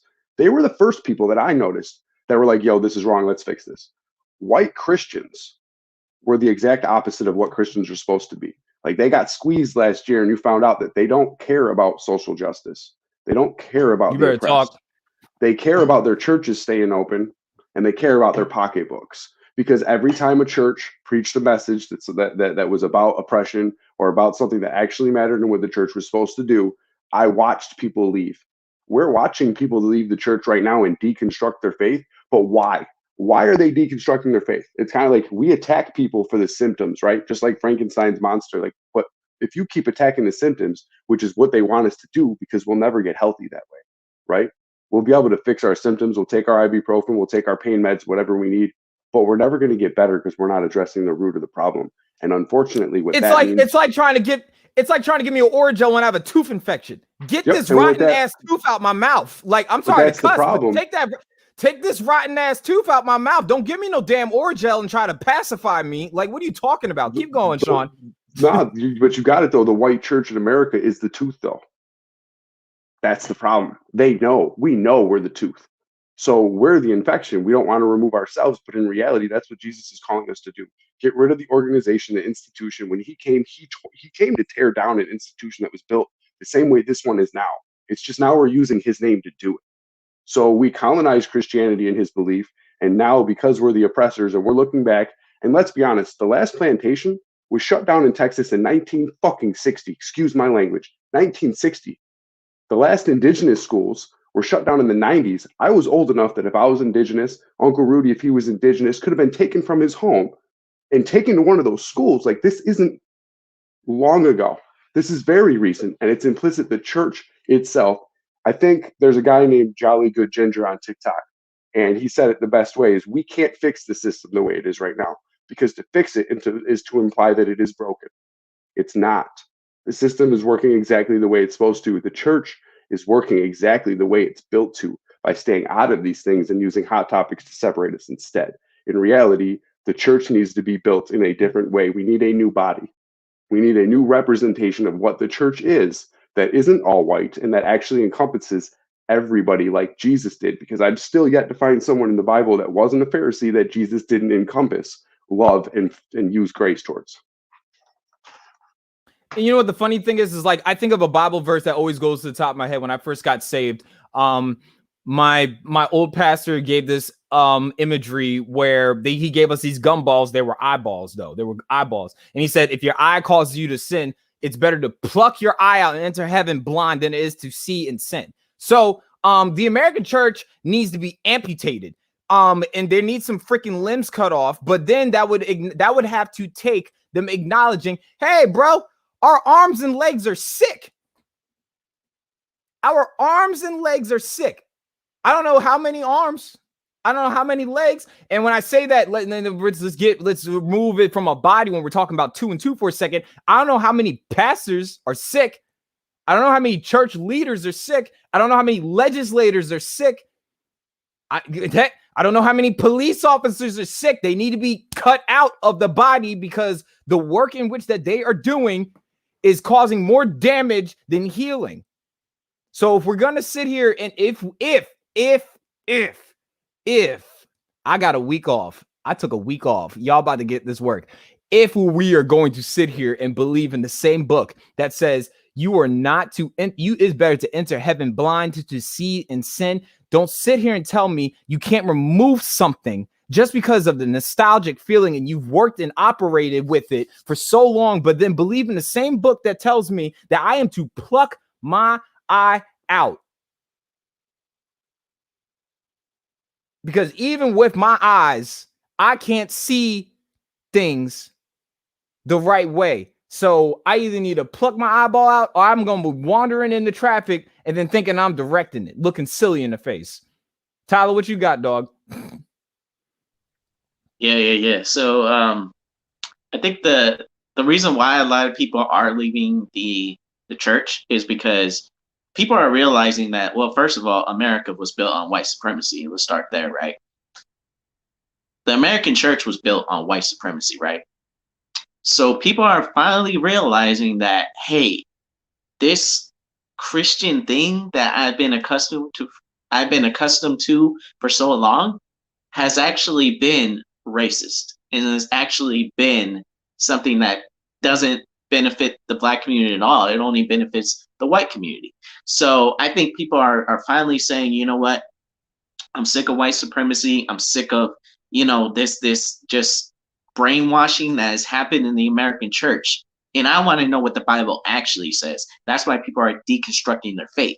And for me, that's what I had to realize, like I said, it wasn't too long ago that I was saying all lives matter myself, that I was saying, why are people so focused on race? I was saying these things, but then I had to have a wake up call from God, and God had to show me, no, that's not what I want you to be a part of, and that's when he introduced me to Casper and Divinity and everyone.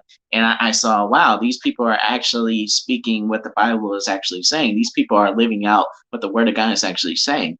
And I'm still learning a lot, but at the end of the day, it's gotten to the point for me where, and I've said this before, I used to be, when I was just this good, happy, going to church Christian, Jesus this, Jesus that, right? When people would ask me, oh, what church should I go to? I'd be like, oh, check this church out. Check this church out. It's gotten to a point where when people ask me that, I'm like, I don't know. Don't ask me. I don't know what church is good to go to. I really don't, and that's a part of the reason I'm not a part of a church right now, because I just, like I said, I've been visiting churches, but I just keep hearing the same thing. Don't focus on race. The Bible is not about social justice. Social justice and biblical justice are two different things.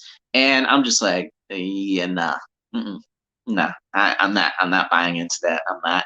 And it's crazy because if people actually, like, anybody that's watching this, do your research, like actually dig in the Bible, and you'll find and we've already laid out some verses, but there's a lot of verses that talk about justice. Now, if God wasn't for social justice, why would he put so much of these verses in the Bible? Why? Because God cares about social justice. God cares about the people that are going through trials and tribulations. God cares about the person that is suffering right now, that is seeing people that look like them being murdered every single day on the news, that are being mistreated by the cops, that are being and he's trying to reassure us that justice is biblical. It is. So if you don't mind, Casper, I'm just going to read out some verses. Say that one more doggone time. You said justice is what, sir? Say that one more doggone time. Somebody's wiping the crust out their eyes and picking their wedgie. One more time, black man. Justice is biblical, and God is for justice. Biblical justice and social justice are not two separate things. It's the same thing. Okay? So if you don't mind, Casper, I want to read out some of these verses that I found, just to give the people, and we've already given people examples of what the Bible says, but I'm going to give them some more. So I'm just going to read these out.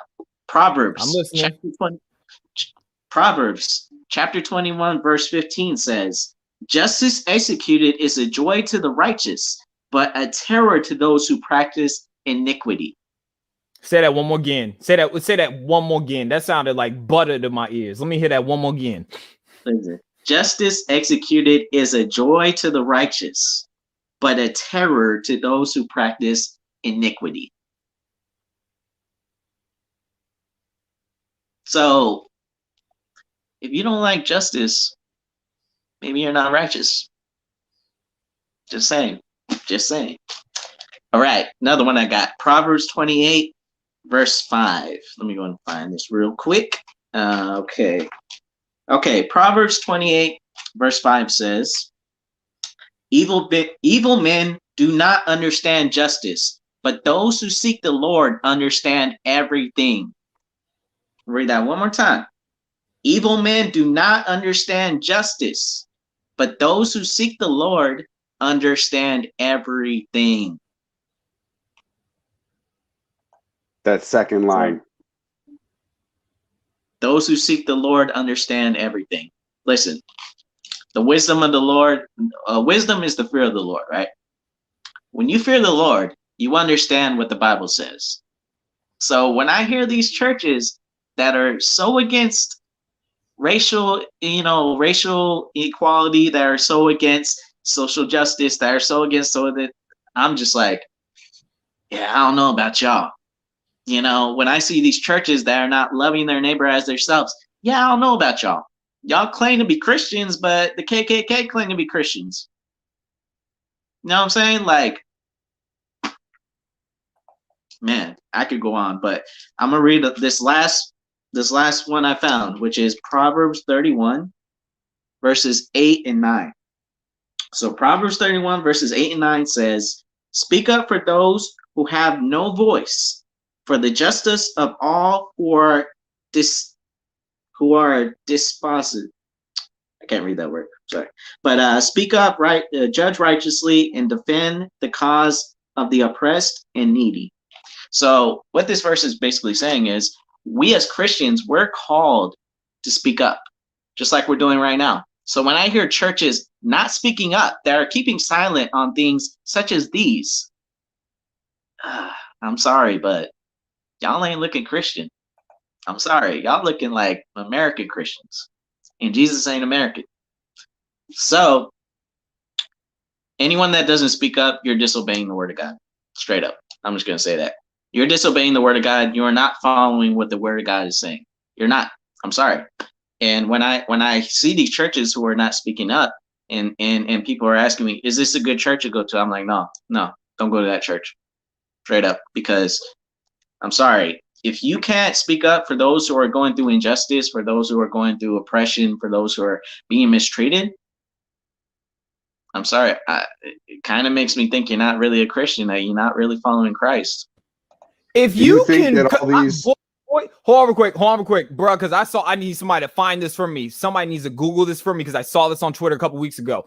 If you can get a corporate prayer together to pray about gas prices going down, when the Bible was written and people were walking in the desert, my guy, the desert, the book of Acts, bruh, that whole book needed to be endorsed by Nike, because all they did was do it, boy. They didn't wait until the gas prices was right to go the distance. I'm gonna say it just like that. If you can pray about gas prices to come down, but you can't pray for a knee to come up off of my neck, get the hell out my damn face. Because a Christian will check their heart before they check their pockets. Go ahead, Sean. My bad. Y'all, man. You're right. But like, isn't it kind of funny that a lot of these verses we're talking about are about wisdom, right?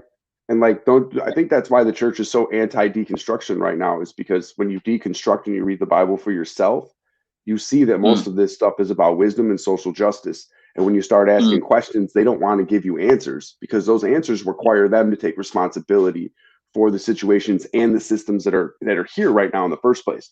Let's be honest, the most powerful religion in the world is the Roman Catholic Church.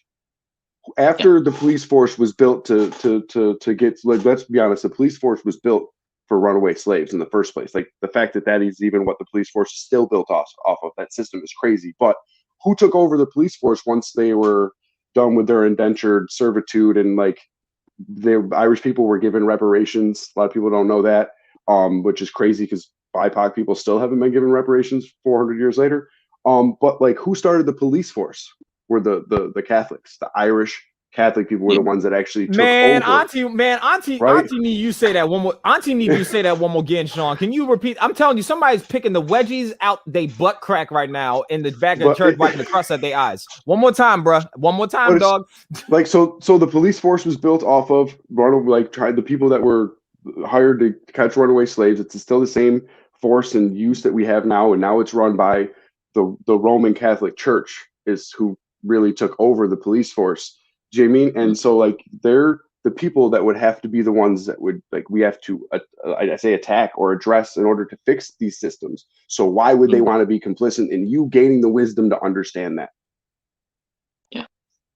And that's like, it's sad to say, but that's why the church needs to, I don't want to say it the wrong way and have people, I mean, obviously I already said some heretic stuff today with saying Jesus wasn't part of the church, we're the bride, but I think the church needs to be rebuilt in a way that people understand that like you can know the Bible all you want, or you can know what your pastor told you all you want, but salvation is part of salvation is having a personal relationship with Jesus, which is up to you to know what that is. It's up to you to read your Bible and have wisdom and discernment. And we walked away from that because that wisdom and discernment requires we take the blinders off and stop ignoring what the church is complicit in. Isn't it the book of Matthew that said? Isn't it the book of Matthew that says, where man stores his treasure, his heart will follow? Yep, so obviously what we see, where we see value in, our heart's going to go with it. So if we don't see value in, reform, rectification, and reconciliation, how can we really say that we're Christians? Yeah. This is why I like to break apart the dichotomy between disciple of Christ and a Christian, because you tell me you're a Christian in America don't really mean anything. You telling me that you're Buddhist in Thai doesn't really mean anything. That's just geographical location. And I serve a God that he don't care where your body is at to know what you built with. You know what I'm saying? Because you know what I'm saying? Like the love of Christ went everywhere. He didn't matter where you was at. He came to you. The real question is for Christians is, are you willing to go with Christ and be a disciple? And that goes with putting your treasure in his heart. And if you put your treasure in his heart, you might see a change in your work. Personally, I don't know. You had something? I know we talking over you, black man from Barbados. What you got for me, dog? I wanted to speak to the people, especially from my generation, those of us 50 and over. And we're seeing you ain't 50. I need a birth certificate. Okay. I don't believe it. I don't believe it. Damn, I'm not gonna get over with that one. Okay. But I want to say to the old school Christians, the black ones in particular, when you see this movement happening, reflect back on what Martin Luther King did for us. Reflect on the speeches that Malcolm X gave, that gave us the opportunity at one point in time. I have to say this too, at one point in time for us to move a little bit more freely than we were able to before 1967. When you see the young black men and women out there marching, and you say, what are they marching for now? Remember, the struggle continues. Because it's not affecting you in your direct location does not mean it's not affecting someone else in another location. And I have been taught, me, myself, in 2 Christian churches to, hey, that's none of your business. That's on them. And I'm like, But when I read the Bible and someone challenged me and say, hey, Rudy, you're a Christian, right? Yeah. So what do you think about X, Y, and Z? Oh, man. It's easier for me to answer the question about fornication and adultery than it was to answer about social justice, because that's the way I was taught. I want to challenge black Christians over the age of 50 to reread the Bible for yourself without it being presented to you from the pulpit. And then ask the Holy Spirit, what does this mean? Even though the words are crystal clear, ask the Holy Spirit, what does this mean? And what is your part? You do not need permission from the pastor. We came from a church where You better say challenged. that, boy. Boy, I'm about to throw my headphones. You better say that one more again, black man from Barbados. Shoot. We came from a church where I was constantly embattled with the pastors because they felt we needed permission to go and do something. When they found out I was helping another church, the pastor came to me and said something and said, and then, I love this one. Let me say something to Brother Rudy and then walk away because I'm the pastor. I said, hold on, Pastor T. Where does it say that? Is that the church creed or is that something biblical? And he could just look at me and smile because he's not accustomed to being challenged. My black brothers and sisters over the age of 50, do not be afraid to challenge the leadership. The book of Timothy, both books, and Titus commands you as a Christian, it's your soul at stake, that when you hear the wrong word being preached from the pulpit, you must challenge it. That's why the Bible tells us if someone offends you, you go to that brother privately. That includes if he's doing the wrong thing or speaking the wrong thing. If he doesn't receive you, you bring a witness or two with you. If he still refuses, you bring it to the congregation and let's have a conversation about this. It should never be that because I'm the pastor, I'm the founder, or I love this one, or I'm the overseer, that no one can challenge me. Brothers and sisters, if you're that selfish, because I was once selfish, well, everyone has to figure it out with fear and trembling, but I have a responsibility too. It's not just to the sinner on the street corner, but it's a sinner wearing the uniform who says public servant, etc., etc. Challenge his morality. Do not be afraid, black Christian, to do that. Do not be afraid. You hear the word reconstruction of Christianity. Brothers and sisters, we have read it in much poetry and heard it in many famous movies. Sometimes you have to tear the old world down to rebuild a better one. And this is what I'm doing with my faith. I'm tearing down what I did not challenge in my past to rebuild better. And black Christian over the age of 50, reconstruct your Christianity verse by verse. All the things you were told not to challenge, relook and see what Jesus challenged, and then you can mimic Jesus, and then you'll understand what it's like to be a Christian. Amen. And so I want to hold on real quick. So this is important. This is part of my Bible study because I wanted to take down this word, not take down this word, but address this word because a lot of people, I feel like this is, as Tyler alluded to it and Sean alluded to it earlier, a lot of people call themselves Christians but do not know the law of being a Christian. So for those that don't know, and you probably seen it thrown around on my social media, the term Tzedakah. So if anybody on screen, off before we get into like the definition and everything like that and break down the history of that word, brothers in Christ, do y'all know what Tzedakah means by chance? My first time. No. Oh, y'all about to get y'all about to get this whack. Like I'm saying, I came out with the snap. See, snapback kick Casper must be something serious. Like y'all have me with the snapback tonight. Y'all about to get this work. Me. Y'all about to really go to church real quick. Because this does not get preached from the pulpit. I've yet to find a pastor. If I'm out of pocket and somebody wants to send me some, cool. I love to have a dialogue with them. You know what I'm saying? I said them because women can be pastors too. We'll talk about that next week. But yeah, let me see if I can, let me zoom in real quick just so everybody can see. Let's see. Boom, boom, boom, boom, boom. All right. All righty then. And format, view, zoom in, If everybody's still tracking with me, give this video a thumbs up. Throw the black heart out in this mug. Throw a marathon flag in this mug. I want to make sure everybody's tracking me with what we're talking about. So let me see if everybody can see this on my screen. It's a little short. So let me see if I can zoom in a little bit more. Can I zoom in a little bit more? Hopefully. So this is what I got for notes. This is just from like what I'm learning in school, guys, because y'all, for some of y'all that do know or do not know, I'm going to school for theology, divinity, all that stuff. You know what I'm saying?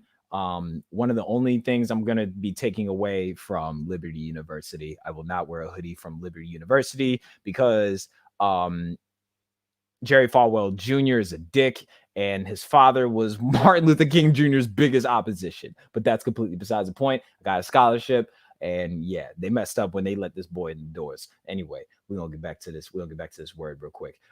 So the term tzedakah, and I'm going to, like I said, I'm gonna zoom in on this just so everybody can see what I'm saying. And this is what like the definition, historical context of the word means. So let me zoom in a little bit more. Boom, boom. Let's see. Boom, boom. How do I zoom in on this mug? Hey, yo. Is that it? Oh, okay. So I'll just read it out loud then. Fine. That's fine. I don't feel like making people squint. If anybody wants to Google this stuff, Google is free. She said my email is in the, oh crap, and I've been reading out text messages out loud. My bad, Jess. Stop texting me while everything is showing up on screen. I don't have an intern for all of this. My bad. I'm sorry. Hopefully nobody sends you any unsolicited organ pics. That's besides the point. You said Control Plus.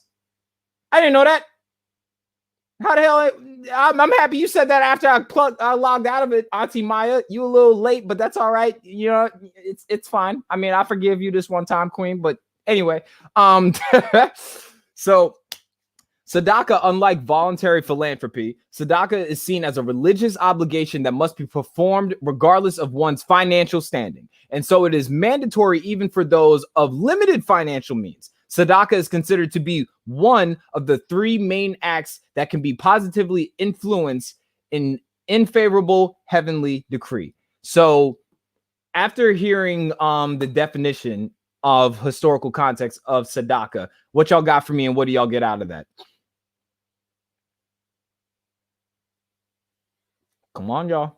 Even the, like, because I had to, I had to Google and look up like the Webster or whatever dictionary. That's fine, brother. That's fine. They might trust Webster more. Who knows? No, but that's, I mean, yeah, well, only if you look at it on DuckDuckGo.Trump. That's the only way they'll trust it more. But it's literally defined as charitable giving, typically seen as a moral obligation by Jewish people. Like that's the definition of it too. Like that's if Jesus was a Jew, I don't know if you guys know that. So that would have been something that he would have practiced as well. So probably something we should practice as well.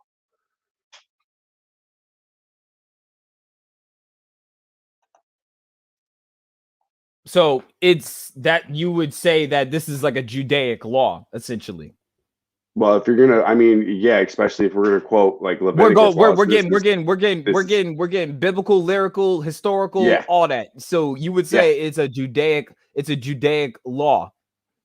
Yeah, essentially. All right, Tyler, Uncle Rudy, what y'all got for me?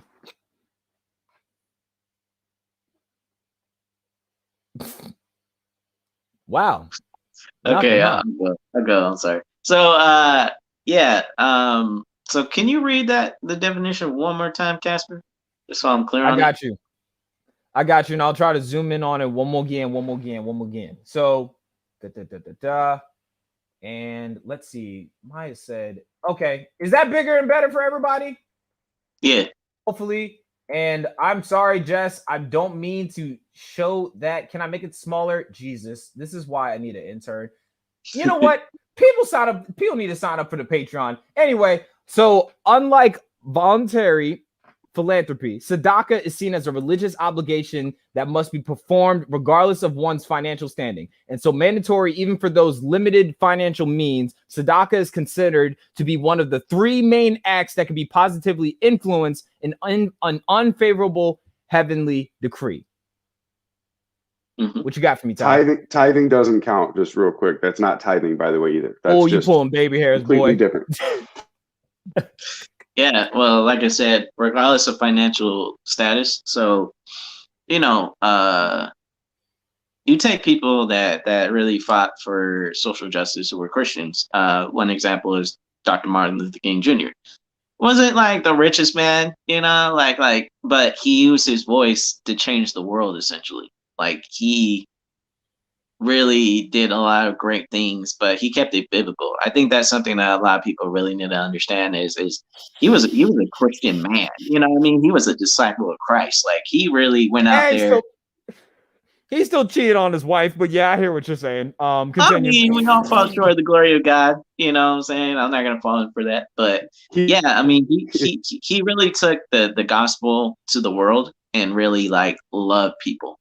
And I think that's something that a lot of Christians can pull from his book, is pull a page from his book, is look what this man did. He was a godly man, and he used his voice to say, hey, we should all come together and stand together, you know, as one. And that's all that we're really trying to do with social justice, is we're really trying to show that we love our neighbor as ourselves, as the word of God tells us. That's one of the first commandments. So yeah, man, I think that we as Christians have an obligation to use our voice to speak up. As you know, we just read in the Proverbs, it clearly tells us, use your voice to speak up. We have that obligation as Christians, and more or less, like, a lot of people are looking at the church, and when like we said, when the church isn't speaking out, it gives people, it makes them not want to come to Jesus. You know, it makes it to the point where they're like, church doesn't care about me, why should I go to church, right? Yeah, because basically what it is, it's like, if you think that that's not a good doctor, why would you go to that doctor? Exactly. And Christians spend all this time, Christians spend all this time handing out flyers, come to our church, come to this, come to that. But it's like, but you are the church, you know? Like you shouldn't get people to come to church, you should bring the church to them. And that's the thing, is the Bible never says go to church, the Bible says be the church. So it's like, we have an obligation to be the church to the world, you know, wherever we go. Just because you're not in a building that says church on it doesn't mean that that's the only place you can worship God, or the only place you can spread the gospel, or, you know what I mean, give people Christ. Like, no, like, we're called to be the church out in the world. So yeah, man, I think that term is really good. You know, I think that, like Sean said, you know, Jesus was Jewish, you know, he was a Jew. So it's like, if he would have did these things and followed the Jewish law and did these things, which he did while he was here on earth as well, it's like, and that's something that is never, and that's something, and I say that because, like, a lot of people will try to use the excuse, for instance, like, they will gloss over the fact that Leviticus was reformed in a lot of ways. The whole reason for the book of Galatians was really like a book of apologetics, where it was reforming a lot of, like, Judaic laws that we could not uphold. That was the reason that Jesus was sent. But Tzedakah has never been reformed. I want to say that again. The moral obligation, the religious obligation for what we have, because we are of Judaic lineage. I'm not talking to Hebrew Israelites, because y'all exalt the white man to be the devil, and by historical context, if the white man was late to the party, how can you really be exalted into a godly standard? That's all I'm going to say to Hebrew Israelites. If y'all want to get mad at me, sign up for the Patreon. But Tzedakah has never been reformed. I'm going to say that again. I want y'all to see my big head when I say this. Tzedakah has never been reformed. So therefore, we have no excuse to not uphold the law that has never been reformed or rectified. I don't need the government to tell me when to be a Christian. I didn't need the government to tell me to be or stop being a piece of shit. I'm gonna be honest with you. Like, I didn't care what anybody had to say about me before I got saved. I definitely ain't gonna start now just because I know better. You know what I'm saying? I definitely am not gonna care now what they got to say. But Tzedakah in itself has never been reformed, but people, more specifically Christians, though we have no authority to do so, try to reform the gospel. Yeah. It cannot reform something. What does the Bible say about that? It was omitted on purpose. We cannot reform a perfect practice. That is not practical. Right. That is sacrilegious. That is heresy. That's definitely heresy. So when we're talking about going against the grain, we need to contradict our way of thinking. That's why we're all called hypocrites. That's why when people are like, I don't want to go to church, it's full of hypocrites. Yeah, nigga. We got parking too. Like I'm just saying, but that's the truth, because we all had to contradict and go against the grain of our old way of thinking. But we are never to go against the grain of Jesus's practices, because his practices were perfect. So Tzedakah was never is never talked about really from the pulpit, but it's the one thing that people love to forget. My bad, Ty. I got a little hot and bothered. No. My bad, bro. You good, bro. I was gonna say, but isn't that what Jesus did when he was here on earth? Didn't he challenge the religious leaders and say, "Oh, you think this, but hey, it's actually this"? You know, isn't that what he did on his Sermon on the Mount? He said, "Oh, you say adultery is bad, but I say if you even look upon a woman with lust, you've already committed adultery with her in your heart." Like, he did that. Like, Jesus did that.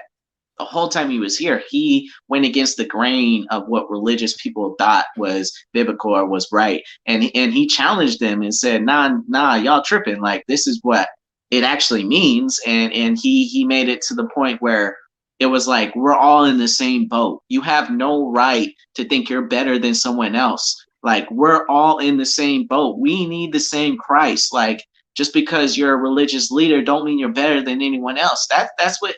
And sad as it is to say, that's why that term holier than thou is thrown out so much, because a lot of quote unquote Christians and religious folks act like they're holier than thou. They act like they're better than everyone else. And it's like, nah, nigga, you in the same boat as us. Like, you're tripping. You know what I'm saying? Like,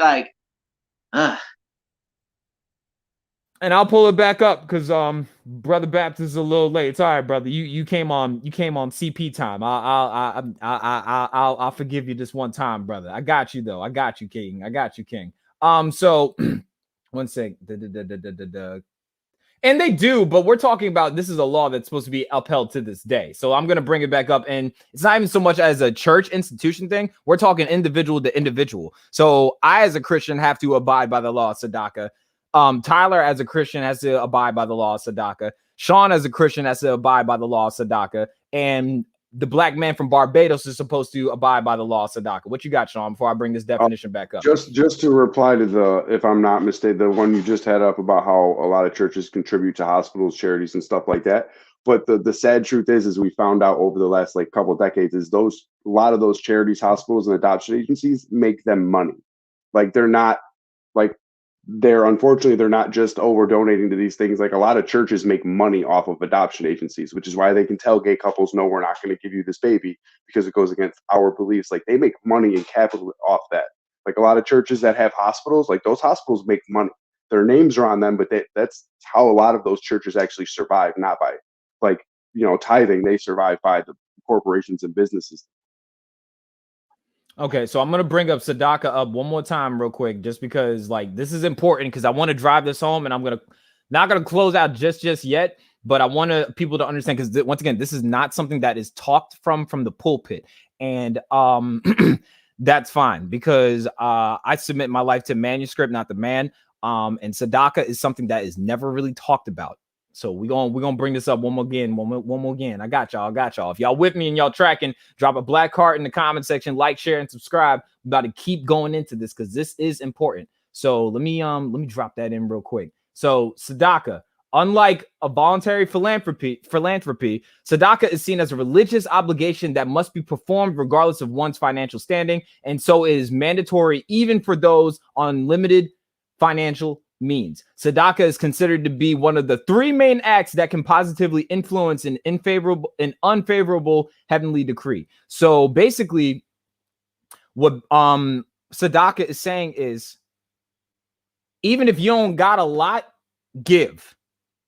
And that just means charity. We, as disciples of Christ, I want to step away from the term Christians, because I think there is a huge difference. Hear me out. Us as disciples of Christ are supposed to be a charitable people, and it doesn't have to just do money. A lot of us think that, some people think even tithing in itself is only restricted to money. That's not true. Tithe means 10, meaning you got to give a tenth of something. Give a tenth of your time. Give a tenth of your efforts. Give a tenth of your heart. Give a tenth of a vacancy in your brain. Give something. Faith as small as a mustard seed can move mountains. Give a tenth of it. You know what I'm saying? Give me how people say, give me just a tip. Give me the tenth of it. Give me a tenth of your time. You know what I'm saying? Like, I'm serious. Like, y'all trying to be funny, but I want everybody to hear me out. You know what I'm saying? I will say what the pastor won't say. If you got a problem with what I got to say, Patreon is in the link. $2 for your 2 cents. I'm going to educate and to be insightful and edify and encourage y'all to be better, especially those that proclaim the same Jesus I proclaim. Hopefully your Jesus doesn't look like Triple H in the face, who's really Cesare Borgia, which is one of the Pope's sons. Yeah, I'm dropping names tonight. But yeah, charity. That is what we are called to be. It's not just on a it's not on a UNICEF it's not on a UNICEF like Red Cross type of level. I'm talking literally individual to individual. That's why one of the things, I don't got a lot of money, bro. I don't. That's why my Cash App is in the bio. You know what I'm saying? My rent's due in a couple of days. That's besides the point. I will give, but what I will give people is I will give people my time. You know what I'm saying? Anybody that knows me, I will stay up with you literally till 5 o'clock in the morning. And it don't gotta be Bible study all night. I'll just talk to you. You know what I'm saying? People, it's something that my brother always says, people aren't going to care to know you until they know you care. You know what I'm saying? And that's something that Tyler always says. And that's why me and him get along so well, because it don't got to be, hey, bro, can you break me off this? Can you break me off that? Hey, can you do this for me? Can you do that for me? It's not, performance-based love is not what shows people that you love them. It is sometimes even your time. You know what I'm saying? I don't got a lot of money, but I think I'm one of the richest people you will ever meet, because I don't got to, if I'll say this, my self-worth is not my net worth. You know what I'm saying?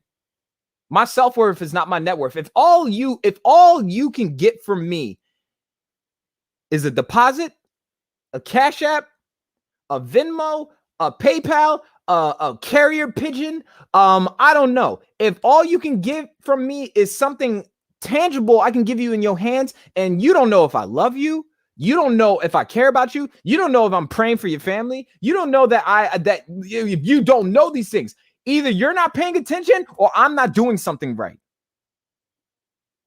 And that's an individual to individual thing. Yep, it's true, because a lot of people don't realize that a lot of people that will give you money, like giving someone money doesn't really mean anything. Like they could be doing it just to make themselves look good. Like, oh, look, I gave this person money, so, oh, look, like, just because, man, to me, time is the most valuable thing someone can give me. Like that's why I love, divinity so much, because we spend all day, every day with each other. Like, whether we're on, whether we're doing video chat or whether we're just chatting in the Telegram, like we spend life together. We do life together, and that's how we show we really love each other.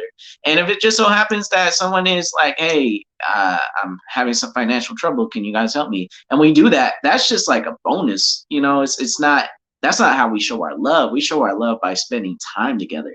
And I think that's the most valuable charity you can give to anybody, whether it's you taking the time to talk to someone you don't even know, but just, hey, the Lord led me to talk to you, and you give them something that's going to might save their life, might stop them from doing something to themselves or whatever. Like that's something that God leads us to do as Christians. So it's like, yeah, I think giving a person time is the best thing you can give them. Absolutely. And I want to be very clear. I'm talking on individual to individual sense. I'm talking strictly as an individual. So this is supposed to convict you, not your building. This is supposed to convict you, not your employer. This is supposed to convict you, not your office. I'm talking, I want to be very, very, very, very, very, very, very, very, very clear. I'm talking to you, disciple of Christ. I'm talking to you, disciple of Christ. Something to ask yourself and look to God for wisdom and give you discernment. Are you being charitable? It's not just money. It's not just time. It's not just lip service. Because I've had plenty of people that ask me, hey, how you doing? But won't hang around long enough to let me answer them. You know what I'm saying? That's why people love talking to bartenders, because they don't move when they ask them. I'm so serious. Like people really laugh, but like bartenders be doing more work than like some Christians do, because they'll ask you how you're doing. Though they try to get money out of you, I get that, but they will sit there and listen to you. You know what I'm saying? So I'm talking to individual context when we're talking about people aren't going to care to know you until they know you care. And people are really not going to care to know a God that you claim is love, and they don't think you love them, and you claim to want to assimilate to God's holiness. You know what I'm saying? So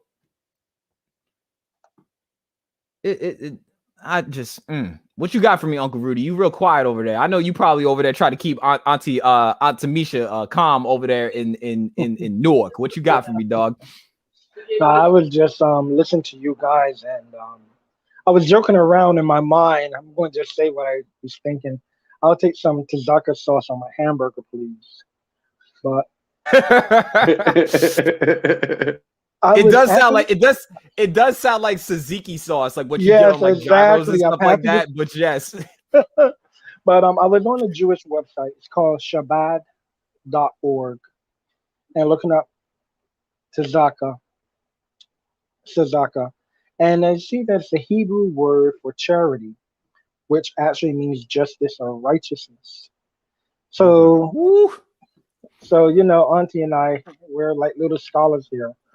She showed me they also have a charity box in the Jewish tradition called Peshke, Pushke. And one of the charity boxes is that you contribute before you pray. So in other words, you don't need to say, Lord, is this of your will that I give $5 a day, or should I hold back $3 for myself and give $2? It's like from charity, meaning from the heart, doing what is right. Let me just contribute the $5. I am able to make $5 back at the end of the week. The person who is in need don't know where the next $1 will come from. And aside from money, even as Tyler explained, time. And I think that's something that's grossly misunderstood in the Christian church. Because again, I say that because it's preached one way. Oh, give her your tithe. The Lord love a cheerful giver. Give a tenth of this. And we're like, well, what if I give 10% of my time? I could give you from 5 to 7 p.m., you know, helping clean up around the church or something. But if that's not enough for you, then maybe I should pray and say, Lord, show me another place I should go to that understand how things work according to you. But yeah, it's something that's not spoken about in the church, or maybe left hidden because it's easier. You know, my dad was alive. He always said the church sometimes just, they're interested in just lining your pockets. And that's the same thing the Bible tells us to be careful with, not to give the best choice seat to those who come and dress in fine linen and clothes, and have those who can't afford to sit down on the floor. Because the guy who's dressed in fine linen and clothes, the pastor acts up a little bit more and revs it up a little bit more. He's performing so that the guy who looks and appears wealthy might give a little bit more. We once went to a church where the pastor, he was looking for a new building. He said, I know you guys from Tennessee are pretty wealthy, you know, break out those checkbooks. And he had another person from Tennessee woo the crowd to go into their checkbooks and dig deep. Whereas you got your first church based on faith with no money. Why can't God do that again? And, you know, I hate to sound over religious, but we have moved. When I say we as the body of Christ have moved so far away from the teachings of the Bible, and we're making up everything as we go. That if you tell someone about charity of time, oh, I ain't got time to volunteer. I ain't got time for that. Oh, brother, sister, if you don't got the money, you got yourself. I could lend you my body to clean your house. I could lend you my time to watch the kids. I could lend you my time to go food shopping for you. That's still something that's charitable. How many people lend someone their time? It's easy for me to throw $100 at you and say, okay, let the $100 fix it. But then that also depreciates the opportunity of, hey, so Rudy, where are you from? How do you come about to speak the way you do? Who were your mom and your grandmother? Where are they from? And what's their history? What do you do as a hobby? Where do you go to school? It robs us of getting to know one another. And when we lend people our time, we also open the door of opportunity for conversation. So And not even that, but not even that. You got to think about it like this. Like, that's why every second matters. You know what I'm saying? Like, that's why even your last seconds before you even die, it can literally, how do they say it? In clutch time. You know what I'm saying? Like, that's why clutch time in basketball games is mad important. You know what I'm saying? Like, you can score 50 points in the first 3 quarters. What you gonna do in that last 2 minutes? You know what I'm saying? Like, and I say this, like, what are we gonna do in the clutch for people? Are they gonna know we love God towards the end? Are they gonna want to know God towards the end, or they want to get to know God because they think that our self-worth is attached to our net worth, and they think that God's just gonna line my pockets up simply because I serve him? That's not true. That's not promised. Yep. Jesus was the suffering servant. He was the suffering servant. Think about it. He was a carpenter before we had construction. We had construction machines. Think about that. That is some hard you know what I'm saying? Like think about that, yo. I'm gonna bring up something. This is really, really important, and to just plug this in, because once again, this is not preached about. I will say the things that your pastors won't say. You heard me? And it's this is something that I learned in school last semester. I'm taking a break. I'm taking a gap year, by the way. It's life is stressful. You know what I'm saying? That's besides the point. We'll talk about that later. But I want to talk about this guy named Moses ben Maimonides. I don't know if I'm pronouncing that right. He's this Jewish philosopher, right? And he wrote like a I want to say like an excerpt on regards to charity. You know what I'm saying? He's a he's a philosopher from like the 12th century. And one of the things he wrote, and I got it pinged up on my screen, it gives like the 8 levels of charity. So let me bring that up for y'all real quick. And I want y'all to like read this and tell me if this falls in line with what we're supposed to do as believers. You know what I'm saying? So let me just bring that. Oh, it's already pinged up. Boy, y'all about to get this work. You heard me? Hey, so Casper, if I can interrupt you for a hot second. Go ahead, brother. The way you say that philosopher's name is Maimonides. Maimonides, my bad. English is my second language, my brother. I appreciate that. Casper, real quick, can I say something? Go ahead, dog.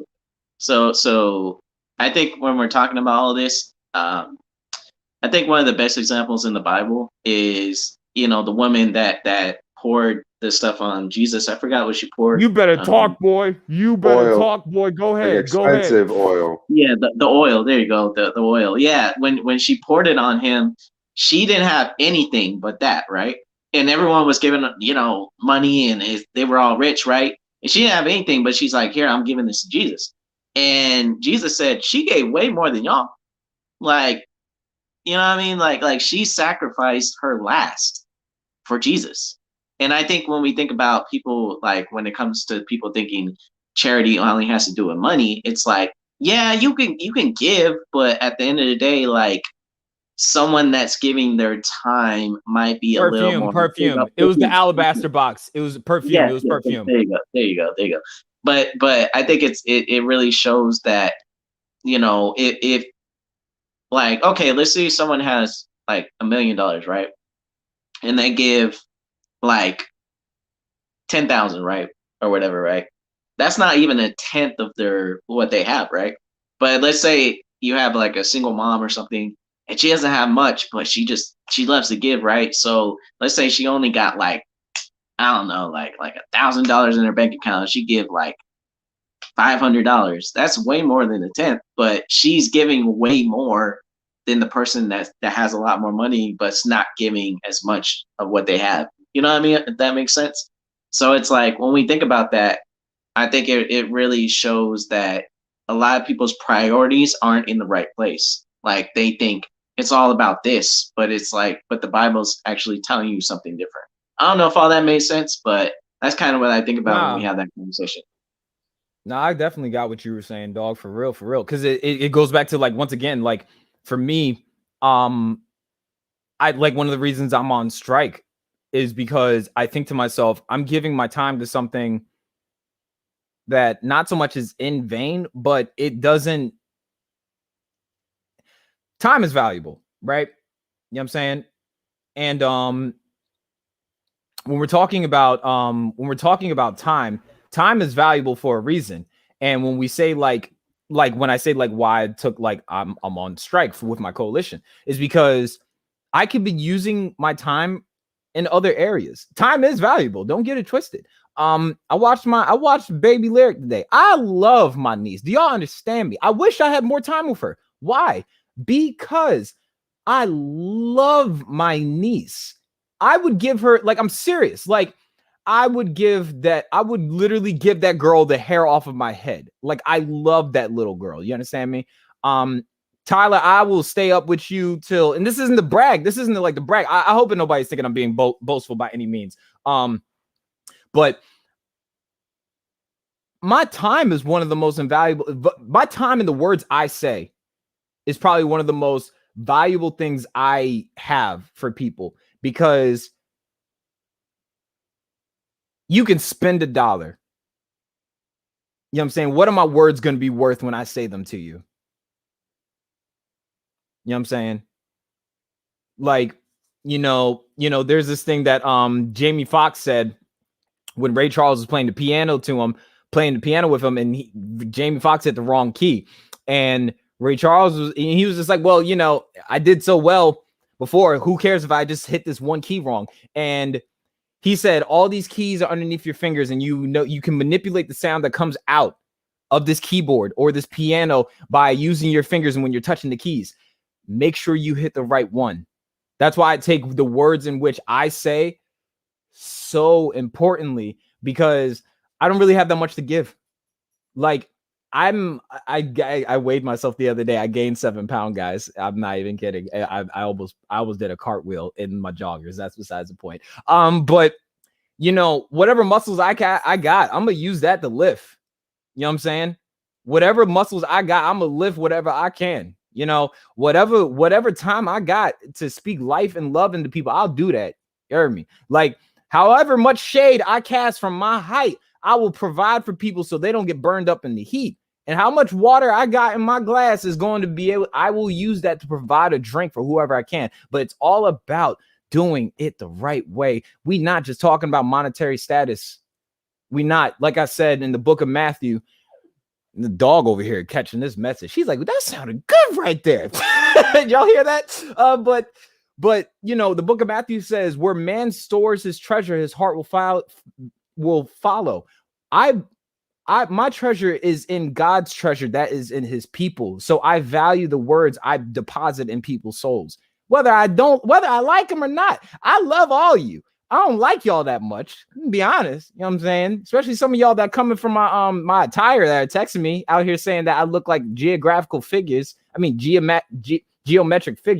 Shut up. You just don't know what you don't know what style is. You know what I'm saying? I'm sorry that you probably still tucking your polo shirts, wearing your grandfather flooded pants, waiting for the flood to come. Like there's 2 of every animal walking on the side of the road. I'm being petty. Let me stop. But yeah, yo, let me bring this up real quick. So, can you say this name one more time again? Because I feel kind of stupid when I tried to say it and you say it so eloquently. Say that. Maimonides. Bet. Thank you, Thank you. So Maimonides, this is level 8, but we can go to level 1. So we'll read off of level 1 and move our way up. So Maimonides, the donor gives level 1. The donor gives the recipient the wherewithal to become self-supporting. You know what I'm saying? I was talking about it earlier where I said it's not easy. It's one thing to tell somebody to put a gun down. You know what I'm saying? But if you're not going to give them something to help them support themselves, you know what I'm saying? Like you're telling him to put the gun down How else is he, like, I'm trying to be real. Like, how else is he supposed to provide for themselves? He or she, you know what I'm saying? Because, you know, I don't want to say that people in general are going to do that. But yeah. Number 2, neither the donor nor the recipient knows the other. A lot of times with the church, or I'll say, because I'm the church, a lot of times people will give and they want to know where their money's going. You know what I'm saying? Like, you want to know where it's going. You want to know so you can put your credit on it. You want to, you know what I'm saying? And sometimes when people give you stuff, this is me. I'm talking to me. I'm speaking out of my own, I'm speaking out of me and my pride. I need to die too. You know what I'm saying? Sometimes when people do good things for me, I always have to find out who did it. I don't need to know. It was sent by God. You know what I'm saying? God used a raven to bring a brook to Elijah, if I'm not mistaken, right? That's a dirty bird. A raven is the bird of death. Hear me? You know what I'm saying? Like the raven is the bird of death. But let me tell you something. If you hungry, I don't care if it's a bird, Barney, or Stewie from Family Guy. Give me some food. I am starving. What are you talking about? You know what I'm saying? Don't get caught up. Wait, hold up. Not Barney. Not Barney. I said what I said. I said what I said. Nothing Bernie. Shut up. No. White man. In this case, white silence is not violence. it's colonizer, right? Isn't that what the new name to call white people to upset them? No. Only when white people are colonizing. You good, and you could be a black colonizer too. But that's besides the point. I haven't seen it yet. But yeah, you can assimilate to white supremacy no matter what you look like. So yeah. That's super important too. 3, the donor knows the recipient, but the recipient does not know the donor. I said that already. The recipient knows the donor, but the donor does not know the recipient. Oh, it's level 4. So it's almost repeated. The donor gives without being solicited. Some of us as disciples of Christ,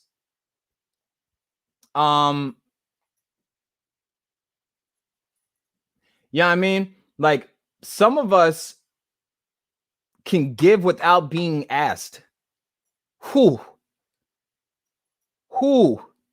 Sometimes we don't even ask God to wake us up every day. He just, you know what I'm saying? Like, sometimes, like, God will just be like, I got something for you, you ain't even asked for it. God will give us a promotion, a proposal. He will give us an idea, a thought, a thirst for something we ain't even asked for. You know what I'm saying? That's how good my God is. If we want to assimilate to his goodness like that, we need to do that. You hear me? I need y'all hear this. I need y'all hear me. I'm cooking over here. Y'all gonna let me work? Please let me work. Understand me or overstand me. Got it. The donor gives after being solicited. So that means give when you give when asked to give, bruh. Give when you ask to give. Whatever you can give. I'm serious. Like, it doesn't always have to be money. Sometimes people just want a conversation with you. You know what I'm saying? Like, and this isn't to, once again, because I know he doesn't do it for, but I've had to you'd like to use my life for examples, but Tyler's had to break me off some bills a couple of times. You know what I'm saying? But hear me out. The bond, the time, the laughs, the conversations I've had with this brother means more to me than any money he could ever even give me, that the Lord provided for him to give, keep, or whatever he wanted to do with it. But I don't love that dude just because of what he can give me money-wise. I love him because of the time he gives. I love him because of who he is as a disciple of Christ. I love him for just being the beautiful black man that I see him growing to just continue to grow as. Same with Sean. You know what I'm saying? Like, Sean, I didn't know Sean from a can of paint before I hopped on YouTube. You know what I'm saying? Like, it won't really take that much from me, dog. I don't need you. You know what I'm saying? There are plenty of people that can give me money, but I think they're dickheads. I'm just gonna keep it a beating. There's a lot of people you giving money to in your life that you don't have an emotional connection to. Like, exactly. Be real. Like, how many people here, you need a couple bucks, here you go. That's easy. That's easy to do. But that's what we're taught is money, give money, give money. But like realistically, like you're saying right now, time, words, a couple minutes here and there, that's like that. You have to have an emotional connection to continue to do that. And that's way more than money. Absolutely. Absolutely, man. Let me bring this back up. My earpiece died, so now I'm using Dr. Dre. You know what I'm saying? The donor gives less than he should, but does so cheerfully. Meaning, whether it's time, money, effort, or conversation.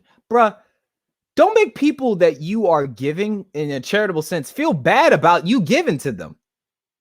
Like, so I'm not like, you know, like there's been a couple of times like I've had to call Tyler. I'm not gonna say when he's done for me. I'll talk about when I've done, like I'll say when he's done for me. I've had to call Tyler at 3:00 in the morning, bro. You know what I'm saying? 3:00 in the morning. And he don't open up with, I'm like, hey, bro, you mind let me vent real quick? He don't go, man, I'm tired. Like, come on, bro. Yeah, I'll listen to you. I'm on board. Who this the nigga hell lying. Don't listen to this dude. Who the hell want to deal with somebody's stank attitude like that? I'm so serious. What? Yeah, exactly. Bruh, if you married or dating somebody that got an attitude like that, you need to leave. You need to leave. My God. I mean, never mind. I'm going to keep that joke to myself. I'll say it on Patreon. You heard me. And receiving money from people sometimes is not good because they'll hold it over your head. Like, they'll be like, I gave you money. When you going to pay me back? It's like, okay, are you giving to me just to get something? Or like, you know, you really want to help me out? Because right now I don't seem like you really want to help me out. Like, it's controlling. It feels like controlling. I'm like, ugh, it's gross. Yeah, it's just not right, yo. It's just not right, bro. And all money ain't good money. I'm telling you. I've had girlfriends that come from good families and got good money, and I'm not gonna say I hate them, but you know, if we all make it into heaven, heaven is big. I'll be in the ghetto. I'll be shooting dice with Peter and Paul. You know what I'm saying? I'll be avoided at all costs. You know what I'm saying? Anyway, oh my gosh. Whew. But where does it go? The donor is pained by the act of giving. Brother Howard just said it. Where'd he go? If I give you if you get money from me, it's nothing easy for me. LOL. You know what I'm saying? That is hurt. He said that. It's funny. He said that he even know they was gonna say that up in here. That's funny. But yeah, dog, like that's real. That's real. Like, hold on real quick. Set my headphones. Can y'all hear me? No. Can y'all hear me? Sir. Okay, cool. All right, because I had my headphones were going in and out for a second. As long as everybody can hear me, cool. But like, hear me out, bro. Like, I've had to.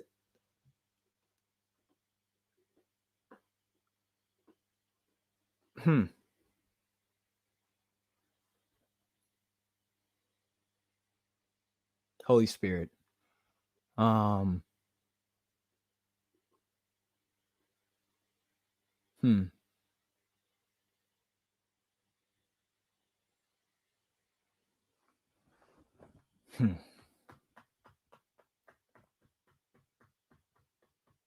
Sometimes when you guys show people you love them and you like trying to help them out of certain circumstances, you might end up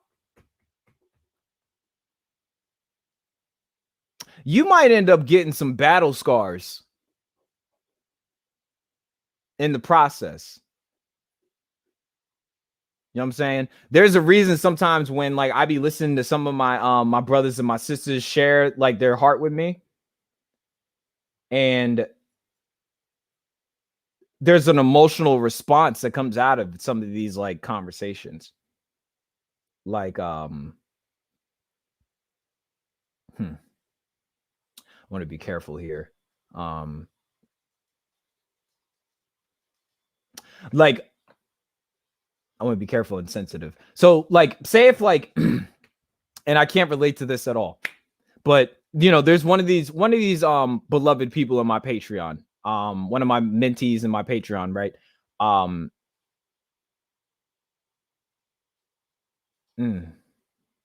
One of these people I mentor on my Patreon, right?